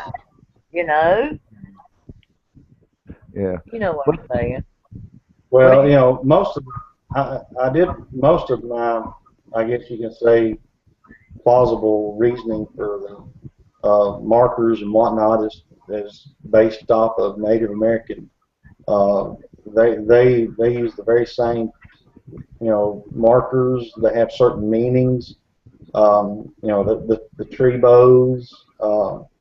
They're like street signs. I mean, I found a exactly. tree bow, followed it till the very end, and at the Yeah. end was a water oak. the significance of the water oak was that there was a fresh water spring bubbling up at the base of it. Yeah, no, But I found but two like I that. mean, even with tree knocks, everybody thinks that Bigfoot gets out there and they beat on trees because they ain't got nothing better to do. And the truth is, and this is just from personal experience, capturing it on video and audio, that a single knock is a warning. That's letting the others in the group know that someone is there. Thank you. If you hear multiples, if you do three, I told Cliff and Bobo both when we were doing the shooting, they said, "You want to beat on a tree?" And I said, "Not really." They said, "Well, Bigfoot respond to wood knocks." And I said, "Let me see if I can enlighten y'all on something." One is a warning. Multiples is a get out of there. It is, I mean, if you hear three knocks or more, they're letting everybody know to bunker down and not move, not make a sound. You're exactly right.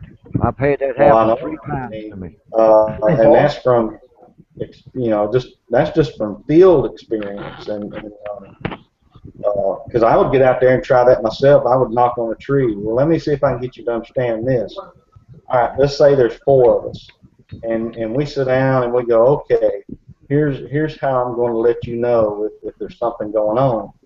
I'm going to make one knock, or I'm going to make two knocks, and then another guy says, okay, I'm going to make two and then one, and then the other guy says, I'm going to do. Well, all four of us know what we're going to do. Well, then all of a sudden you hear a fifth. It's out of place. What makes you think that they're going to give up their location to an unknown? They know who is in their area. They know, it's not like you're going to get out there and go, woo, and a Bigfoot's going to think, well, that's Charlie. I'm going to holler back at him. No, they're going to say, there's somebody in the woods. The only time I got a response back was when I used words. And a word that I used was Washita. And it's a Cherokee Choctaw dialect that means come see. And that's the only time I got a response or even a reaction was when I would use words. But as far as like beating on a tree or clacking two rocks together and walking around hoping that Bigfoot's going to hear it and think that's Sam, I'm going to let Sam know I'm over here.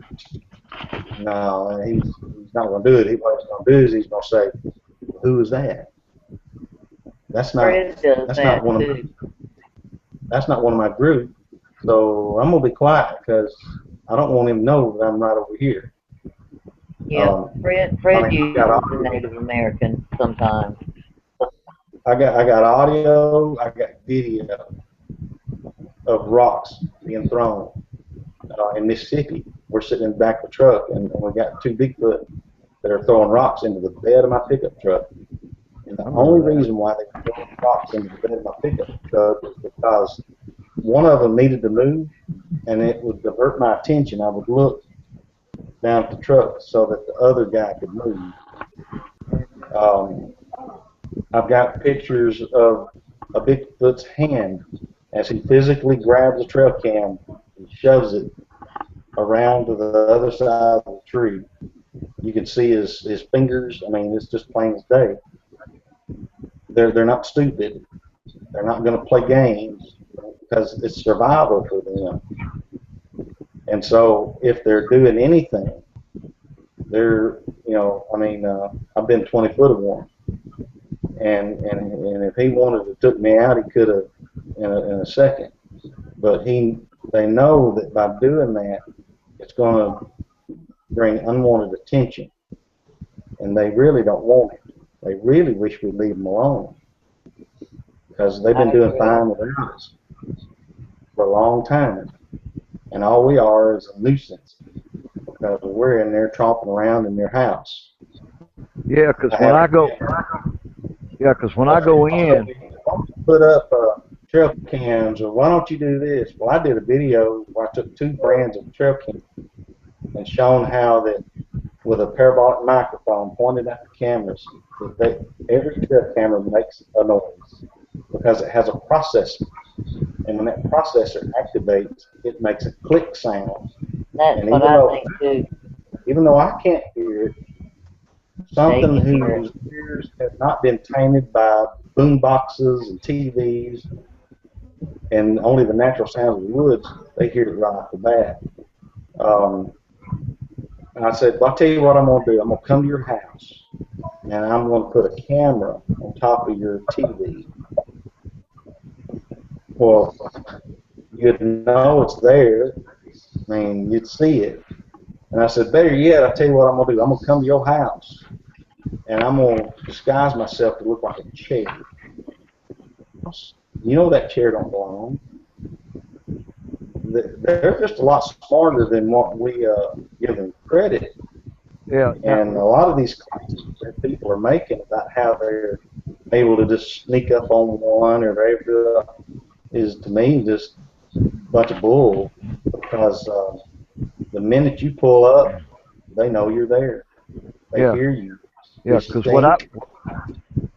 Cause what I do now, and I tell everybody I do this, even though I hear them and I see them, if I see them, I'll throw my hand up and I'll walk away from them.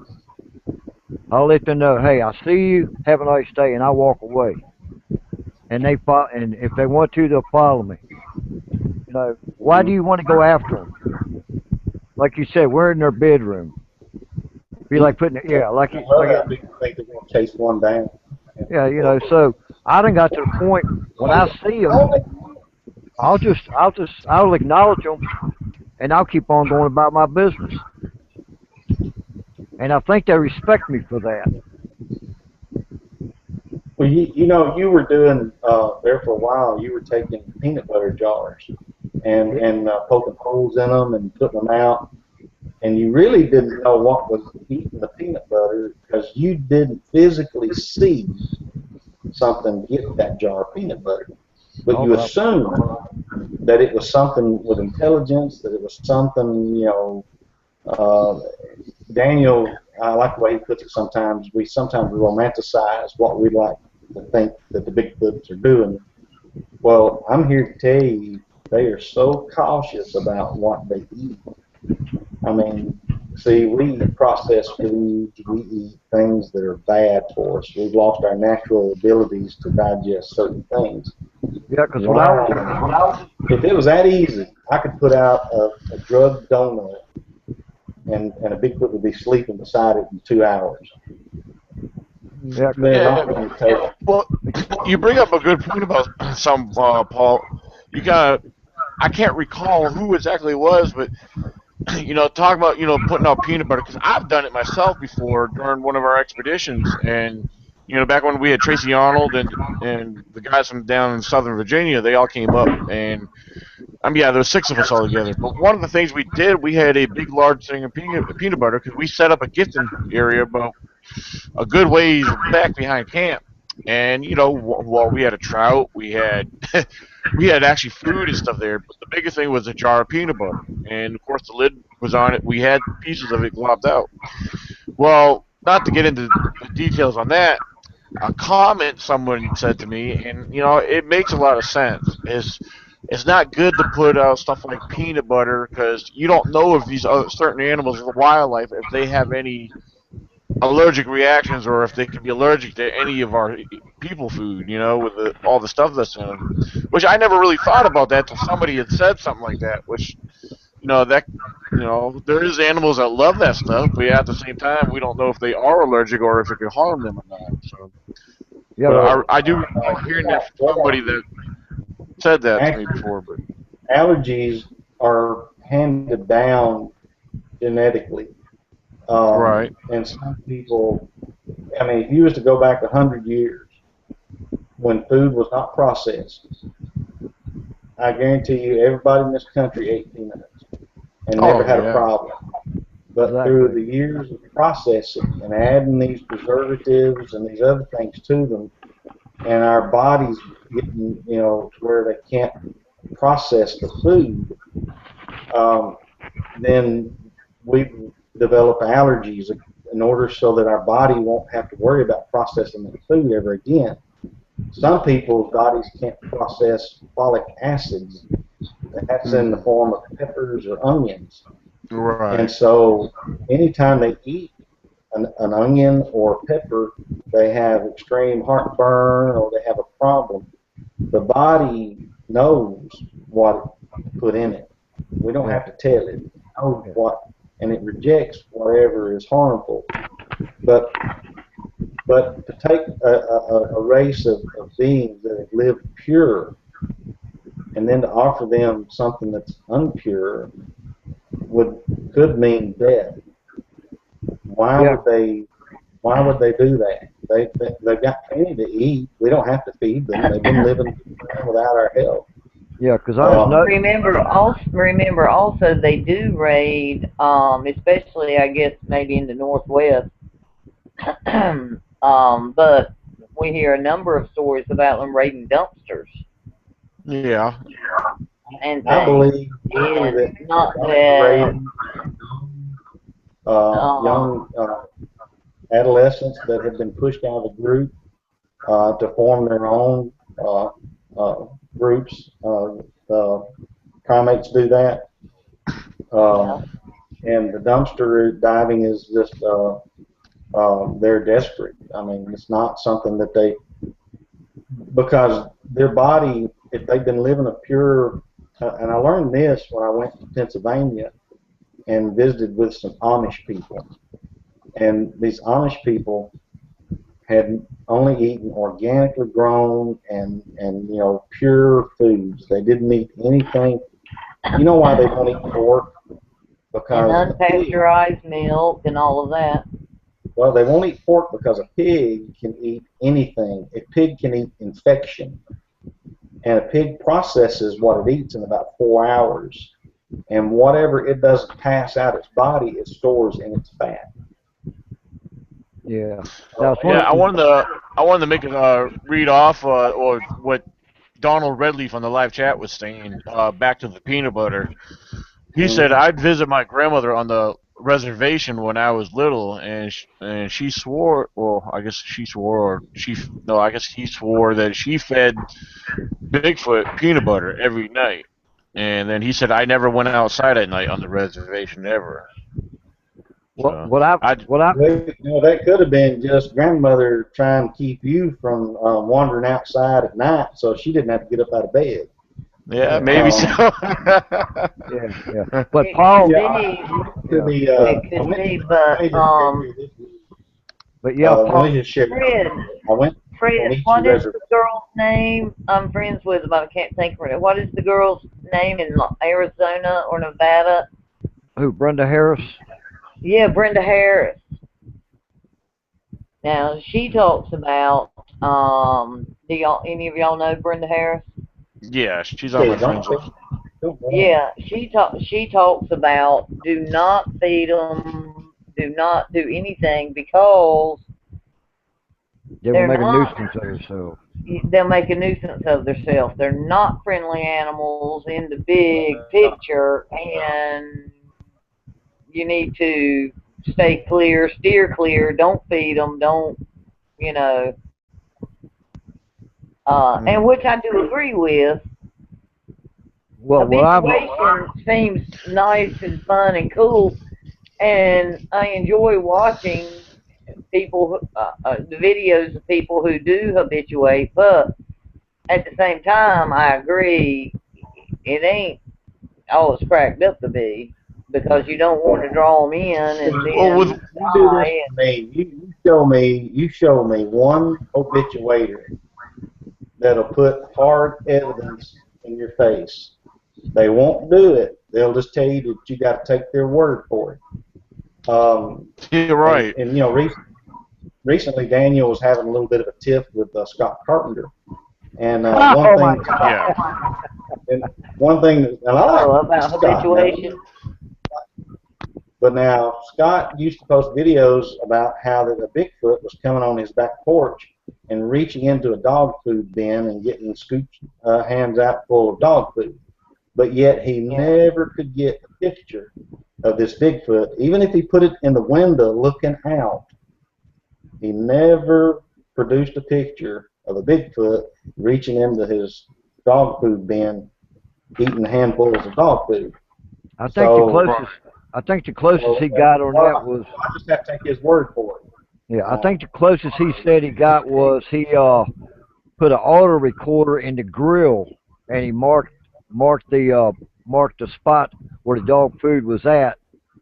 And but he showed a footprint right there on the outside the deck. And only thing I can say is I heard the audio and you could hear something slide the box, open the lid, grab a few scoops, and then close the lid, Yeah, slide it back. You know that. that's not habituation though, so to speak. That's just keeping your I can dog put food out on a the back recorder. porch.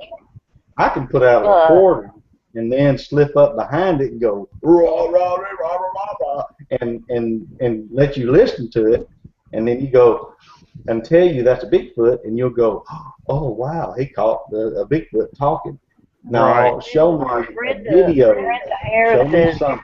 um Brenda Harris's point was that um people who live out in the country or here or there, out of way or whatever, um, who put out apples or put out whatever and get the Bigfoot coming around, and then if it becomes a nuisance or if they die and sell the house to somebody else, or if it's a nuisance and they move away and somebody else buys the house,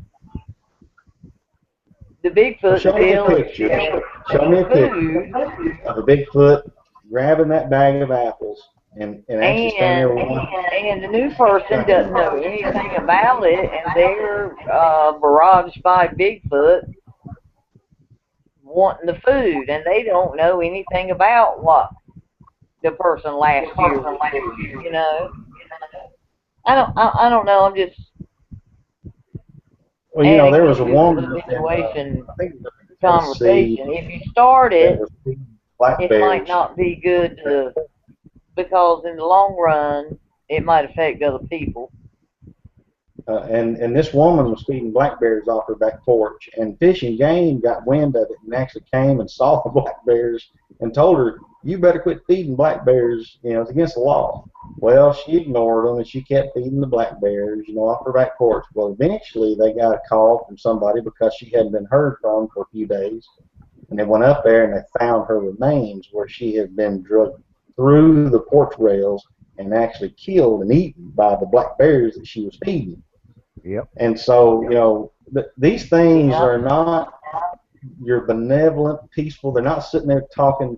They don't have their finger up with a dove sitting on it, talking to it. If they got a dove in their hand, they're eating it.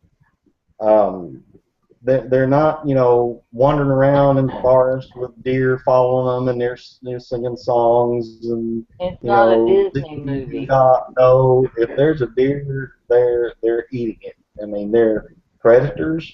And Freddie said, because I've got pictures of their ambush positions.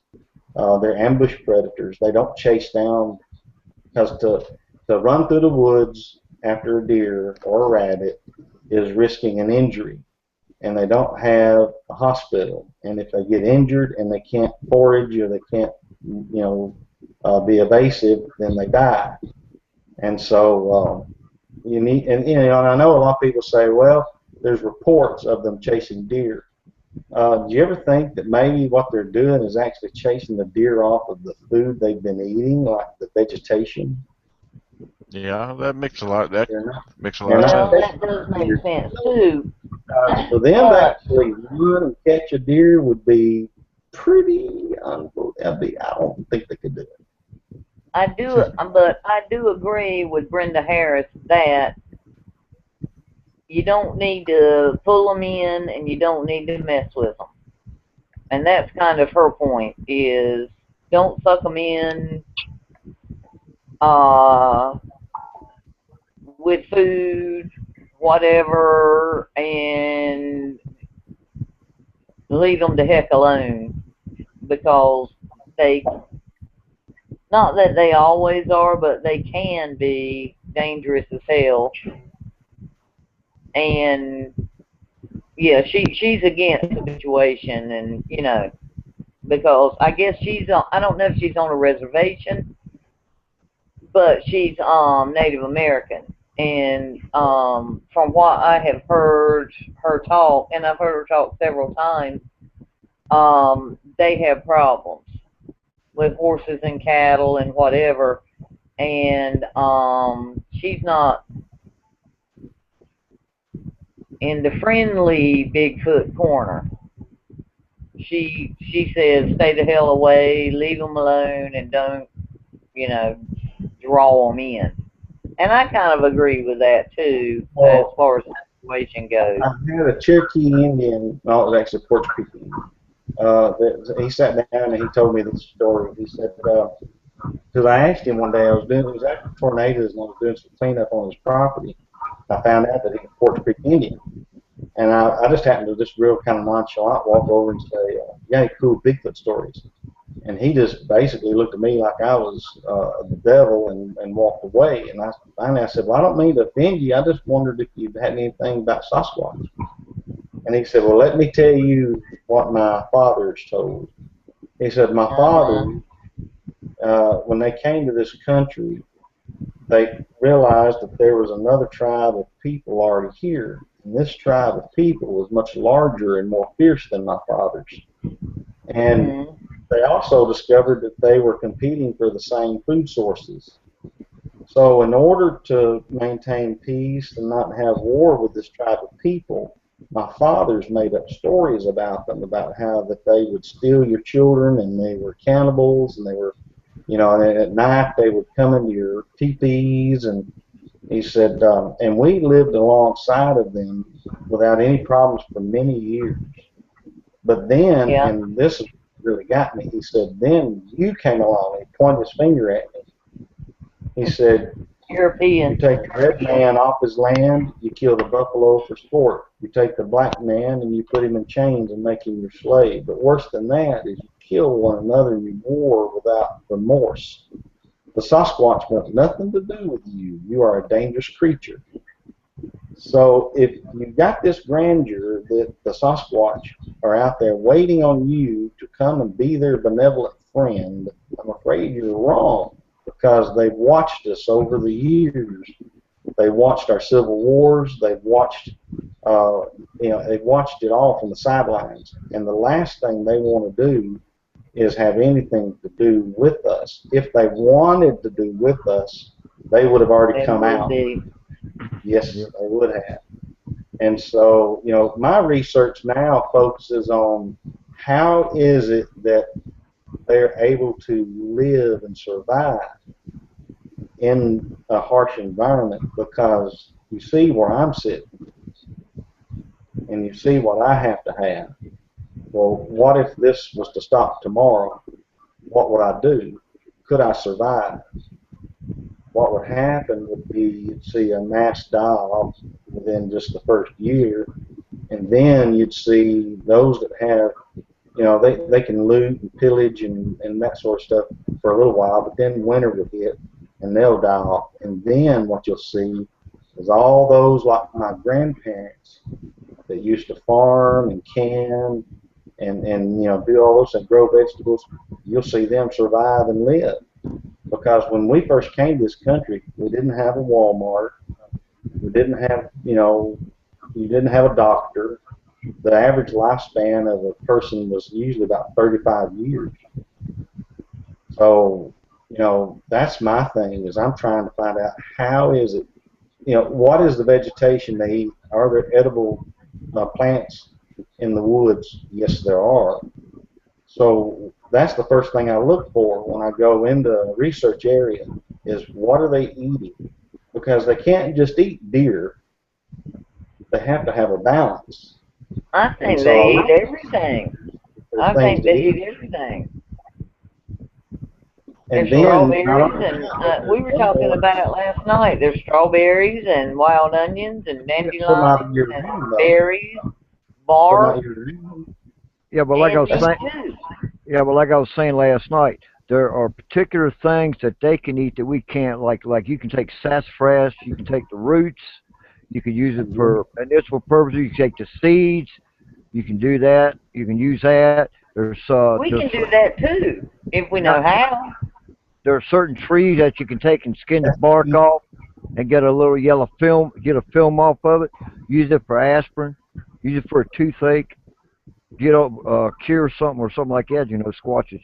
There's a lot of things that we still need to learn that they do, and I'm learning every single day when I go in. I don't learn the same thing twice, but I'm always, and I tell people, the Squatches are teaching me.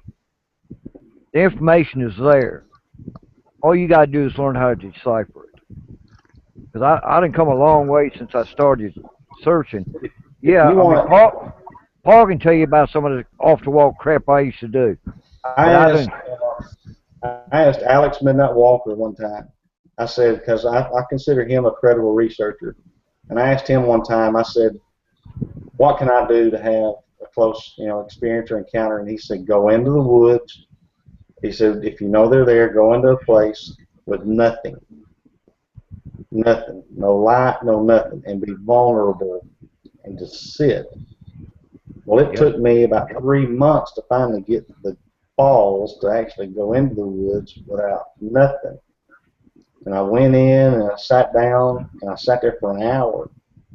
And and I'm listening to the sounds. My eyes are adjusting to the light. It was a full moon, and I just happened to look to my right, and lo and behold, 20 feet away, squatted down next to a big oak tree, is a dark outline of a figure.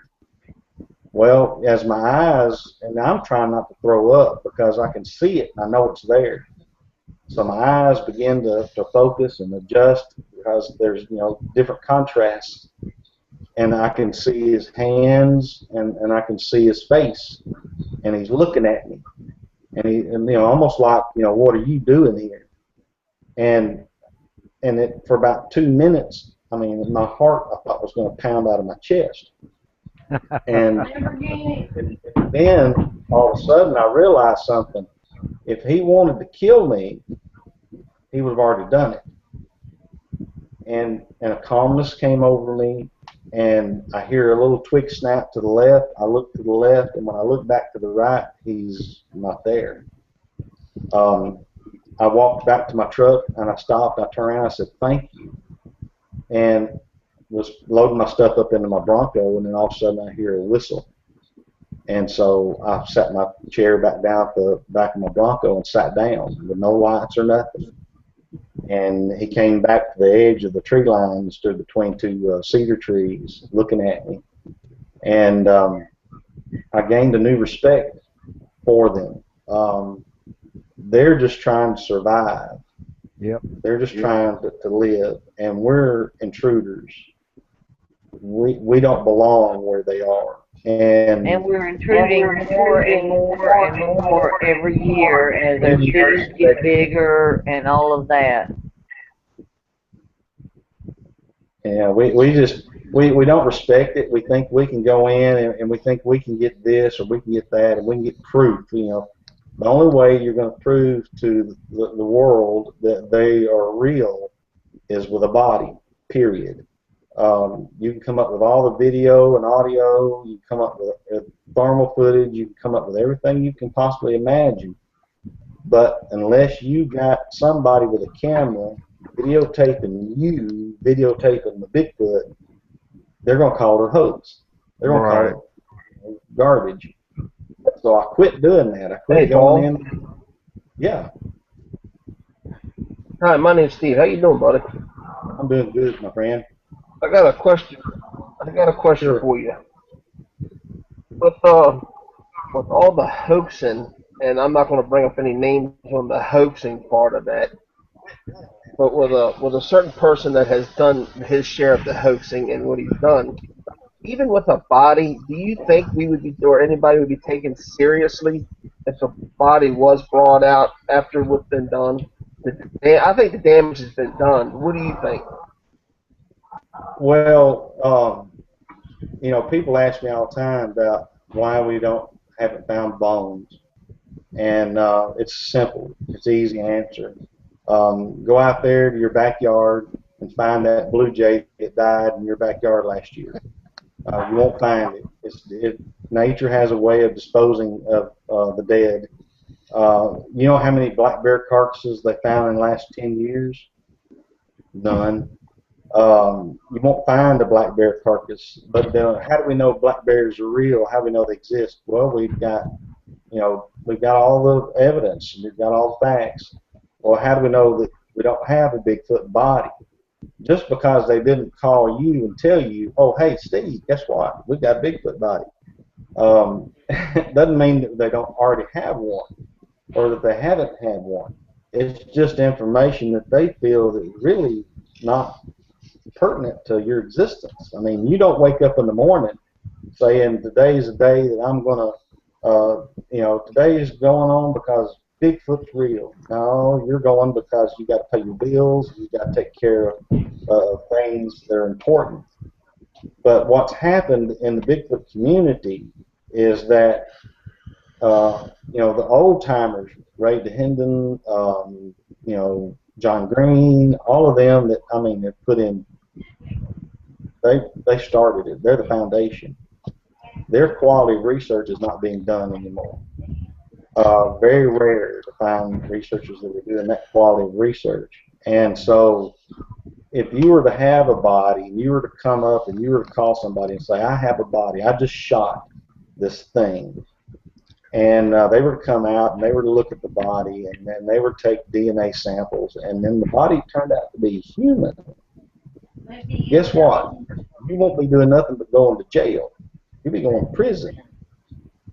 So most people, Who has that law? Well, Washington and California passed that law that if you shoot one and it turns out during autopsy, if it turns out to be a humanoid, that you will be charged for murder. yes sir, One of them has a law about that. charged with murder. And so I had an old man stop me one time when I was in a research area doing some research.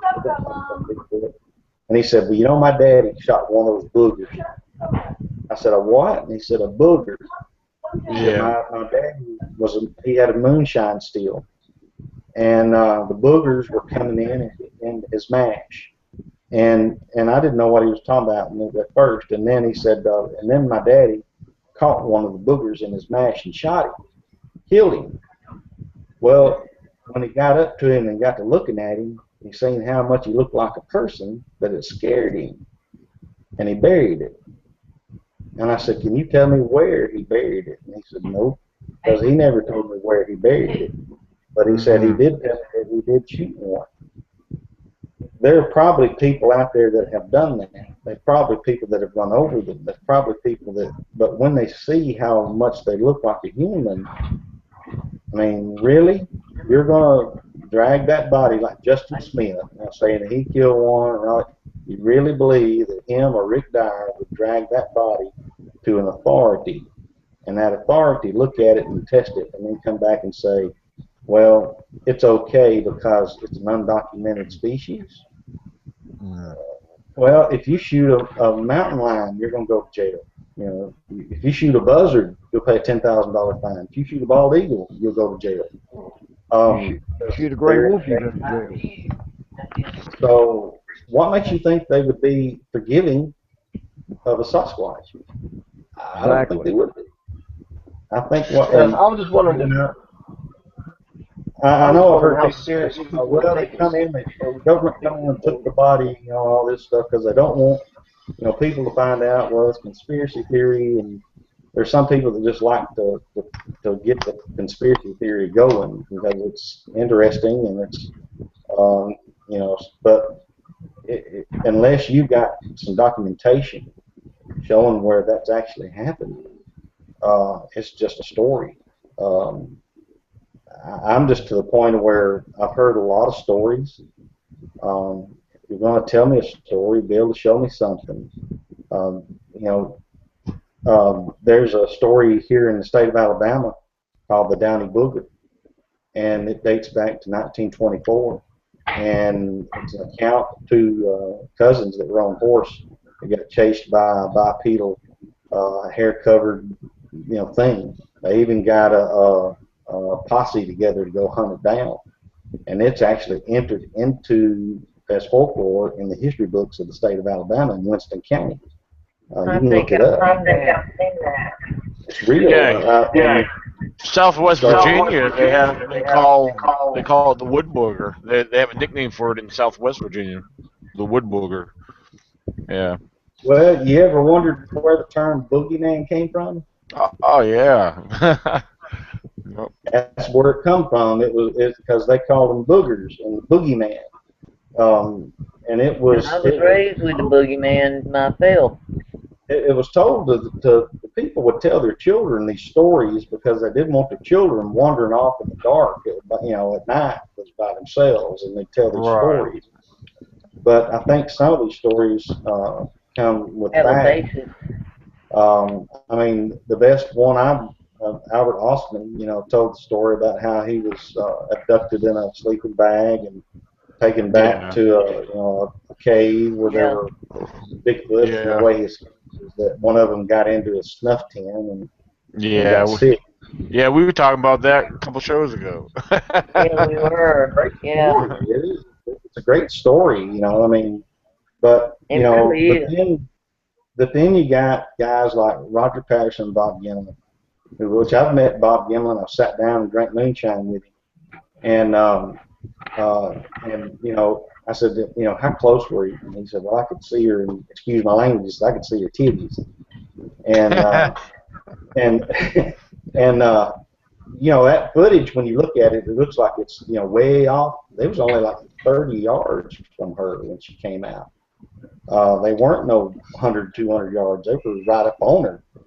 And he said the only reason why she turned and looked back at him was because Roger Patterson said, cover me. And Bob Gimlin got off his horse and pulled his rifle out of his scabbard. And when he did, she turned around and looked at him. Um, when they tell that story, when he tells that story, I'm looking in his eyes and I can see that he's telling me the truth. And then he's got the video footage.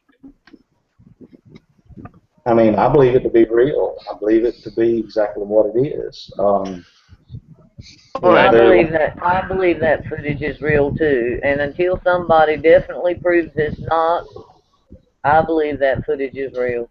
yeah. I I'll mean, tell with you, all the technology and all the scientific work they put into it, they cannot discredit it. They Disprove cannot it. prove it. Yeah. Exactly. they've tried and tried to reproduce it, and they failed every time.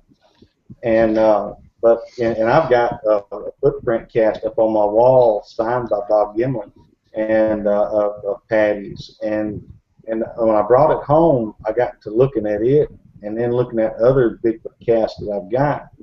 And by looking at the morphology of that foot, I was able to determine that females have a smaller big toe than the males, because a male, his foot's wider and it's longer, and because he's supporting more weight, Mm. while a female is big toe. And I can show you a series of casts on my walls, and then I can show you my own. And when Yeah. you I look got at a it, you my know, collection of casts are out in the garage. I got one here that happened to be right next to me. This one here was Well, Craig's stepping up got on a one muddy. too. Yeah, this one here is a muddy bank, and you could basically only make out the toes, and it was in the wet, sloppy mud. But I was able to get this much detail out of it. Let me bring it down so you can see the toes. Oh oh yeah. yeah, yeah, And that's see And good. there, yeah. See, this part didn't correct come me out if too good because it was a lot of water sitting in this area. Well, not really a lot, but it was real sloppy mud right there. But the toes correct were me if slip, I'm wrong, kind of. but aren't females' heels a little more narrow too? Yeah, cause Yes, the female's heel is more narrow. When you can put Patty beside Grace Harbor, you will definitely see that the big toe is larger and the heel is wider on the male. And Grace Harbor has pretty much been established as a male. Um, um, I mean, really, you just got to use some common sense about your research. And when you go to make extravagant claims, you better have some backing. You better have some proof. Otherwise, it's going to be taken as a story. And so Right. if I was, Rick Dyer even making a comment, he said, I'll hoax again, and everybody will fall for it. And he did, and they did, and he even admitted it. And I don't have anything against Rick Dyer. I think he's a great guy. Don't know him, but I mean, I haven't heard anything. That I know people will dig up trash on everybody because they ain't got nothing better to do. But Exactly. he proved the point. He proved the point, and his point was, and he still like on the show when him and Richter was on, and he still was saying, this year, just wait, I got a body down in Florida, you Yep. know, and there'll be Hey, people that just hanging on waiting, hey, That, Paul, It's the Paul, I got same a thing as question. anything else in life. Once you're established as a hoaxer, it's hard to get your respect back. Yeah, Whether it's you no hoax different it than or it. not, you once you're build established as a what hoaxer, happens is you build it's hard to get a your following. respect back. It's basically if you shoot and kill somebody, you're always going to be a murderer. That's pretty much the same concept the way I see it. Um, but now, Well, Paul, like I got a question from the live chat for you. Georgia hoax, and yet he was still able to pull it off a second time. He even put the body in a trailer and hauled it around the parking lots and had people pay him to see it. Uh, Yep.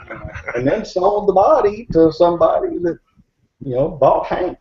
I mean, the Inquirer, Bigfoot. he's a genius. I mean, he showed that, my daddy used to say, a man can make money doing anything.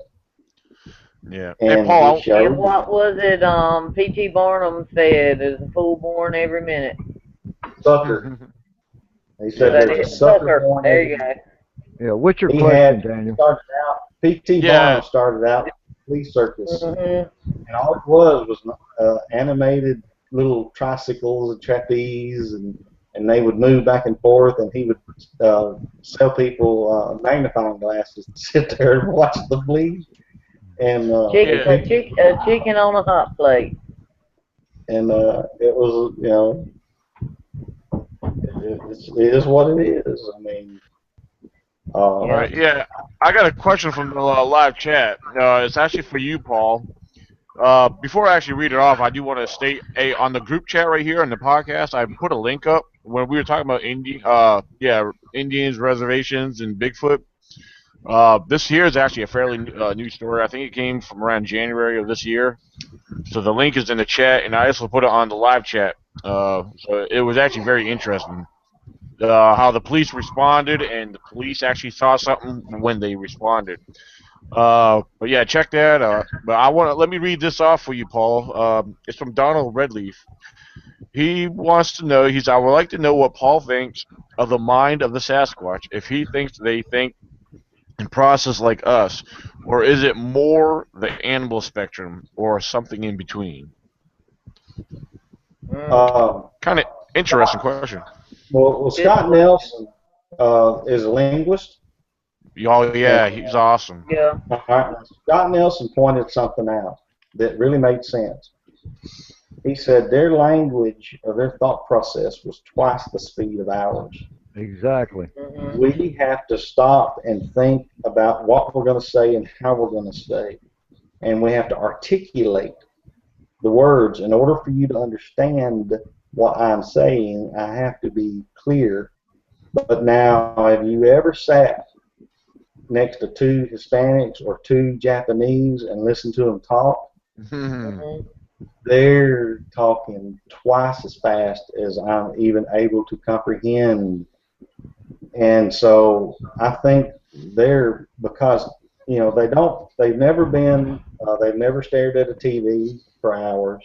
They've never been exposed to fluorescent lights. Their eyes are more suited for their environment. Their ears are more suited. Their hearing is greater. So therefore, they are able to process things faster than we are. When they see us, they've already made the determination as to what they're fixing to do. They don't sit there and go, let's see, he's going to maybe come down the trail and I'm going to go over here. No, he's already put it into motion. and we're catching a glimpse of the flash of him as he moves.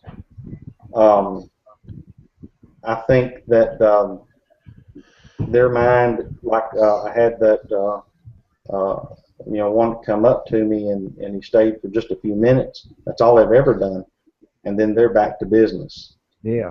They don't have time to sit around and watch us because they're surviving. Um, and I had a group come to Bankhead, and we were camping out that night, and I cooked a big old pot of chili and had it left on the camp stove. Well, about 2 o'clock in the morning, the audio recorder captures the sounds of football coming into the camp, and it actually lifts the lid up off the chili pot and puts it back down. It didn't touch a single chili bean. But an hour later, you hear in the distance, you hear a call, and this call is kind of like I equate it to like somebody calling the dog, like, here, champ, yeah, yeah, yeah. But he was already out of distance. He wasn't close up anymore. And he was letting them know that I've already checked it out, and we're done. I'm just basing this off of other people's research, and like Scott Nelson, uh, uh, primatologist that I've listened to talk about, Dr. Meldrum. I've listened to him, which I think a lot of his stuff is plausible and it has good value, but you know they're not sitting around waiting on us to come to them. They're not sitting there going, well, I wonder if Paul's going to come to this area today. No, they wake up and their first thought is food, water, safety, the family. I mean, because that's their world. So for them to sit around contemplating, looking up at the stars, wondering, I wonder how many planets are up there. They really don't care because their only concern is, I've eaten today. Am I going to eat tomorrow? And I need to avoid. My baby fed. That's why I followed these two. I've been these two individuals for 2 years, and I learned a lot just in simple observation and listening, and that's how I learned what I did about the markers, the trail markers, the rocks, that they put in the stick formation, the X's on the ground, and that's because they're walking around looking. They're not just sitting on a rock somewhere contemplating the theory of relativity. They're thinking about, if I go out today to look for food, I've got to watch out for predators. I've got to make sure I don't get injured. And in the meantime, I've got to keep myself clean. These, things like where people say they see a Bigfoot that's all matted up and, like a dog, that would be crazy. There's sawbriar. There's all kinds of things that can snag their hair. So if their hair is clumped up and matted up, it snags everything and they leave traces behind. And we would have had a pile of hair to analyze for DNA. They groom themselves. They keep themselves neat. It's just simple logic. The Native Americans, you didn't see a Native American out in the plains looking like, he hadn't, he wasn't all nasty. He wasn't all, they only called them savages because they didn't wear shoes. Because, well, they weren't Christian. 2 years ago, I had that 6-footer walk out in front of me, come out on all fours. His coat, his hair was shiny. It looked like a Labrador Retriever. He was neatly groomed and clean. He just stood there and looked at Makes me. sense. It And when makes I got sense. out, and when I started to approach him, is when he took off. But that's when I noticed how his coat was. I mean, it was shiny black, and he was buff on top of that. He looked like he'd been pumping weight since he was a kid, since he was little. But you could see You won't see a every black muscle. You could you see won't every see a muscle. black bear matted hair No, you don't. because they take the time to. So if the black bear does that, and I'm like Daniel, I believe a lot of times that their way of living is a lot like a bear. And a black bear will scratch up against his back up against a tree to get any burrs or twigs or Yeah, that sort of stuff out of his hair. yeah. Yeah, Um, like I yeah, agree. like the last set of hairs I found recently. Me and my daughter, we came across. Well, she spotted them. She found them. There was some barbed wire in the middle of the woods. It was part of a closed off area, and I saw that it had barbed wire. I was like, oh, Brianna, we got to check around this area here. And we're walking around. She said, Daddy, look. And now I've seen black bear hair around a good 2 inches. But what I saw, there was a small clump of hair, black mixed with some brown, and then the long part, there was ones over 4 inches long. I said, for a second, I got really excited. I was like, wow. I was like, all right. I went back the next day because I didn't have I make sure I had at least gloves on me, whatever. I collected them, but after the close examination of them, they were no more than black bear hair, but they were. Yeah, I mean, I was excited because they were long. But I know there's big black bear in the area as well. I've seen them. So. I had a hair sample that I'd sent to have it analyzed, and the guy called me up and he said, "Very interesting hair sample." He said it has some characteristics that I'm going to point out to you. He said, number one is that it's got natural wear. It's not like it's been cut. It's natural Right. wear. The point is like a sharpened pencil. And then he said, but the interesting thing about the hair was, and it came off of the hand because it was in a trail can that one had opened up and turned off, and it got a hair in the trail can Mm. after it closed it. And he said, no matter how you turned that hair, it had a natural curve to it. And he said, no matter how you turned that hair, it never lost its curve. If you turned it upside down, it still was curved up. If you turned it sideways, it was still curved. It never. He said it was extremely strong, but lightweight. And I Mm. said, well, in your professional opinion, what kind of hair would you say it was? And he said, well, I can tell you exactly. It was 100% Homo sapien, human. And he said, you probably had somebody that went through there. And I was like, well. So I went back into the landowner's home and I collected hair samples from all the family members and looked at them, and every single one, they'd been cut, they had split ends, they were frayed, and they wouldn't hold their shape. You could turn it, whatever. Some of them were curly, and they would just flop whichever way you turned it. And so,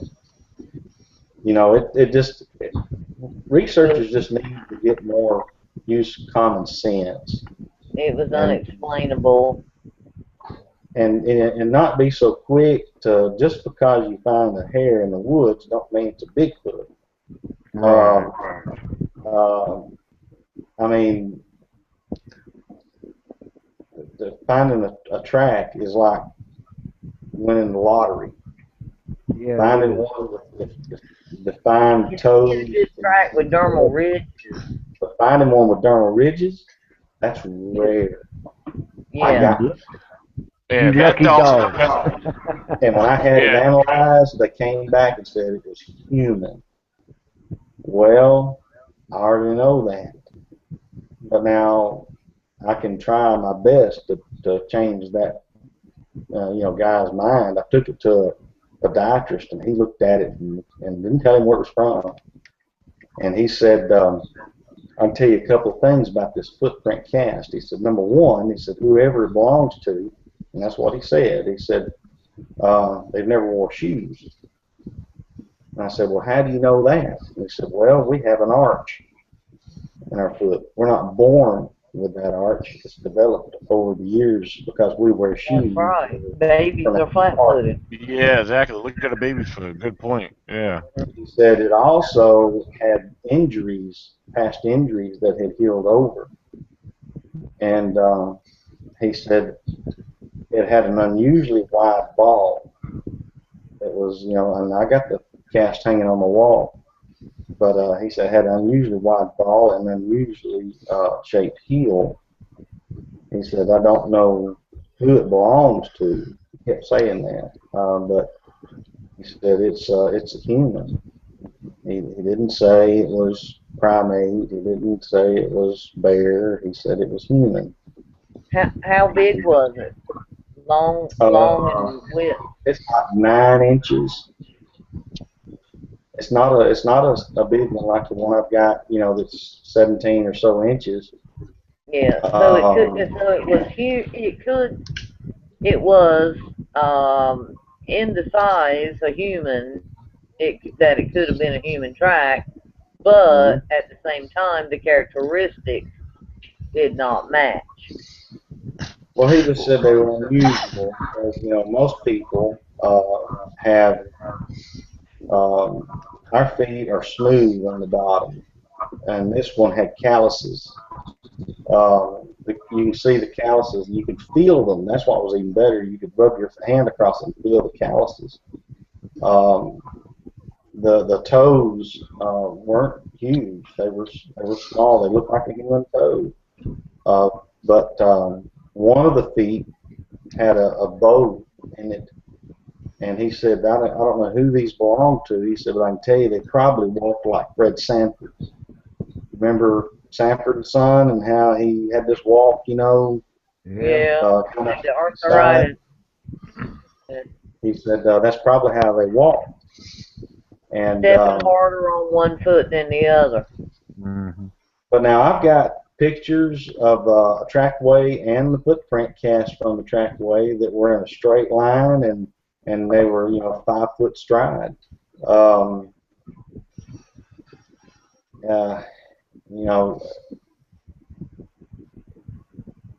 I hear a lot of theories, and that's what they are. They're theories. Nothing's fact because we don't have anything definitive like the video footage of a Bigfoot as it leaves a trackway. Um,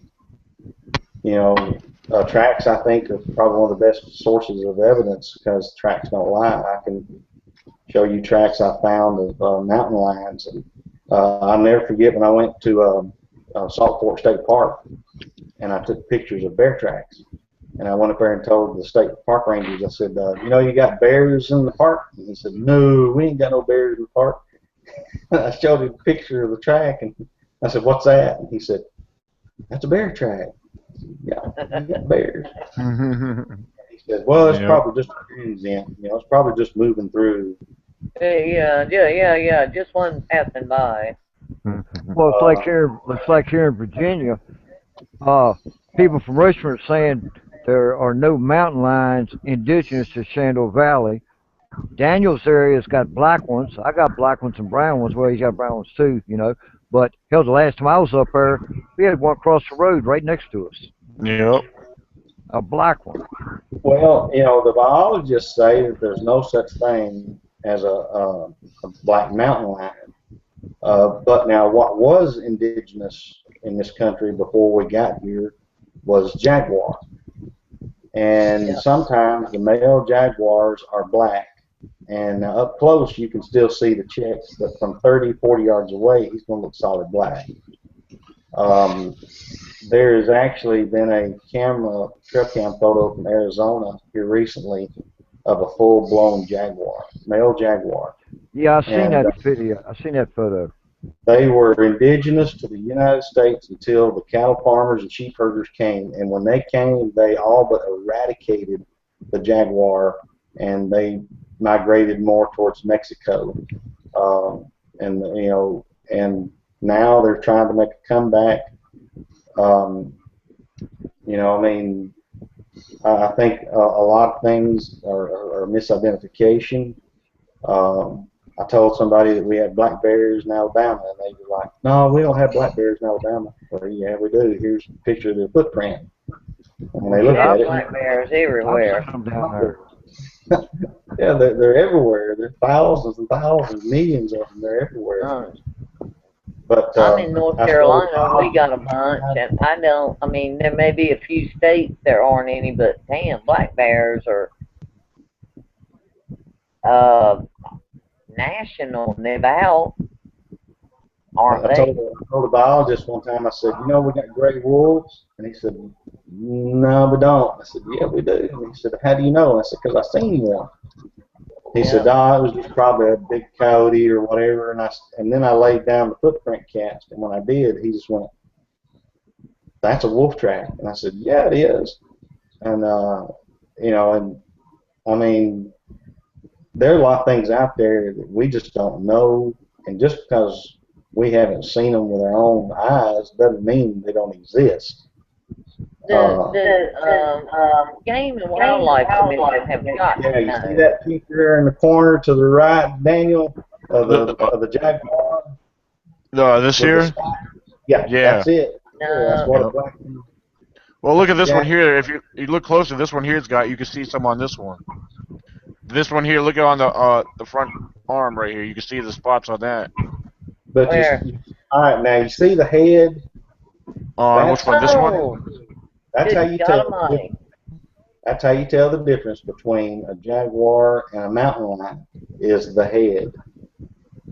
Now we've got here in Alabama what some have just called pumas, Right. and Yeah. Yeah, they have a smaller, rounder head Yeah. that's got pointed ears. But now the jaguar, see how wide his head is, and then the length of it, and it's almost like a Rottweiler on steroids. Yeah. Uh, Yeah. you know, and they call so them painter cats or painters here in North Carolina. Painters or painter cats. Yeah. and Nickname. it's still the same species. It's just a variation of that species. But the Yeah. jaguar, I didn't know that they were indigenous to the United States at one time, but they were. And they killed them. I seen pictures of cattle farmers that had them strung up like fish. I'm talking 20. Yeah. And uh, but you know, the head is what you look at. The body will fool, but the head, they have the same little rounded ears. Uh, it's different from a mountain lion. If you pull up a cougar and you look at images of a cougar, you'll see the difference in the head. Hmm. That's definitely Yeah. true. Hmm. Because here in the valley we got timber wolves, gray wolves, red wolves. We got mountain lions. Apparently we got black cats. 'Cause I seen one in my area, and his tail was about that big around. That's at the Hmm. end of it, not at his ass, but at the end of it. Big. You could see his hind quarter. Look like it was nothing but muscle. You could see the muscles ripple when he walked. Yeah, they're here. I want you to know about them. They're afraid if they. I They're was told by a park ranger, he said, don't go around telling everybody what you found. And I said, why? He said, well, the last thing I need to do is have a bunch of people scared or worried that they're going to get attacked or they're going to. exactly. So I said, well, I think you'd want them to know because Yeah. there are more mountain lion attacks every year than there are shark attacks. Yeah. Exactly. And And they will in jump Florida, on you on occasion. I agree. we didn't have wild hogs until just several years ago, and then they were introduced, and somebody brought some in and turned them loose. I mean, we've had feral hogs that you can take a domestic hog and turn him loose, and within a few weeks he'll be feral. But the Siberian, the black boars, I mean, we haven't had those until somebody brought them up here and Yeah. turned them out. Yeah. And We now they're populating flies. we have feral hogs here too. Not bad, thank God, yet. They didn't work out But here. we have feral hogs. Yeah. Hey, We're here in Virginia in Churchville. A guy went out to feed his cattle one morning, and he just happened to see 15 or 20 little feral hogs. And that's the first that's in. See, they tried to introduce them here at one time or another, but it didn't work because For what reason? they put feeders all through the mountains here in the Shenandoah Valley to see if there's any around, and there wasn't. But about 3 months ago, there was some found in Churchville, and it was like 20 of them. And cool. so we're starting to get them here too. Yeah, I had a guy You that don't come up need the place feral we live hogs. in. Damn. He said, I just shot a wild hog. And I said, what? And he said, I just killed a wild hog and sitting here in the back of the truck. And so we all went out there to the truck, and there in the back of the truck laid the hog. And I said, that's a wild hog, huh? And he said, yeah, I see it's black. It's big. And I said, let me tell you what you just killed. And he said, what? And I said, a pot-bellied pig. Yep. Pot-bellied pig? And I said, yeah, it is. And he said, well, how would you know? And I said, because I used to own one. Was he And from New York? no, he was, he was a local guy, but he knew No, he no, killed no. a wild boar, and it was a Vietnamese pot-bellied pig somebody had had as a Or what? pet. Was he from Maine? Well, that's terrible too. People get damn pot-bellied pigs and I little don't even think they taste good. tigers, jaguars, snakes, whatever, and then alligators, and then they chunk them out when they get a little too big, and that's wrong. Well, now you know, hey Freddie, Yeah. y'all have fox squirrel up there? Got what? Fox Fox Fox squirrels. squirrel. Oh my God, we got monster squirrels up here, fox squirrels up here. they're rare here in Alabama. If you kill one, they get it mounted. The biggest one I've seen this year was let's see, he's probably about 2.5 foot long, almost 3 foot long. Damn. Head about big as a hard ball. I wish some damn body would come sit in my yard about 3 days and kill about 300. Well, see, here in Alabama, I'll never forget. I shot a black one, and that's the first thing I want to do is get it mounted because that's rare. You don't see fox squirrel this far south. Well, Yeah. Now, I went to Indiana, and Indiana's got them like flies. I mean, they're everywhere. And I was Yeah. like, man, look at those squirrels. They're everywhere. They were like, yeah, they are. And I'm like, well, we don't see them in Alabama. I got a And so, I got a piece of property over here I hunt groundhogs on, and I got two dens that got albino groundhogs. wow, that's I won't even rare. shoot them. I won't even shoot them. I watch them all day, but I won't shoot them. Oh yeah, that's good. But they're Hey, good check. eating Well, though. I'm living on I don't know, 3 or 5 acres up off the road in the woods. I got some more property. I got about 17, but the place the house is on is 5 maybe. Yeah. It's on the creek. Hey, check this out, guys. But damn, we I got some I am squirrels. going. Somebody come kill them. I got to go ahead and end the podcast now, guys. After we get off, you guys can still chat. Everybody, keep in mind this Friday. We're rescheduled to have Durain Fisher from the Crypto Crew on. It will be Friday night, the 19th at 8 o'clock Eastern Standard Time, and then Cool. March 20th, well Saturday, 7 p.m. Eastern Standard Time. We will have a discussion and talk skeptics and non-believers, and I'm sure we'll have a live chat that'll be blowing up. So should be interesting. Uh, Cool. Because everybody, then they know what they're talking about, and I'm like you and Freddie and the rest of us. We have no idea what we're talking about. We're making a bunch of guesses, Basically, and all yeah. I say is this: if you're going to call yourself a researcher, then here's something you need to do. You need to make it a common practice to document. I mean, document everything. and not just, expect us to take your word for it, but if you got pictures and even take notes, carry a journal, but document everything, date it and file it, and then you can go back. That's how I discovered their pattern in Bankhead National Forest. Was I looked at the sightings and I put them on a map and I started pinpointing all the sightings. Next thing you know, I found a pattern, a trail, and that's how I found where to look. I didn't just go out to a random spot and just, well, they're here. Yeah, because I No, got a it takes more than that.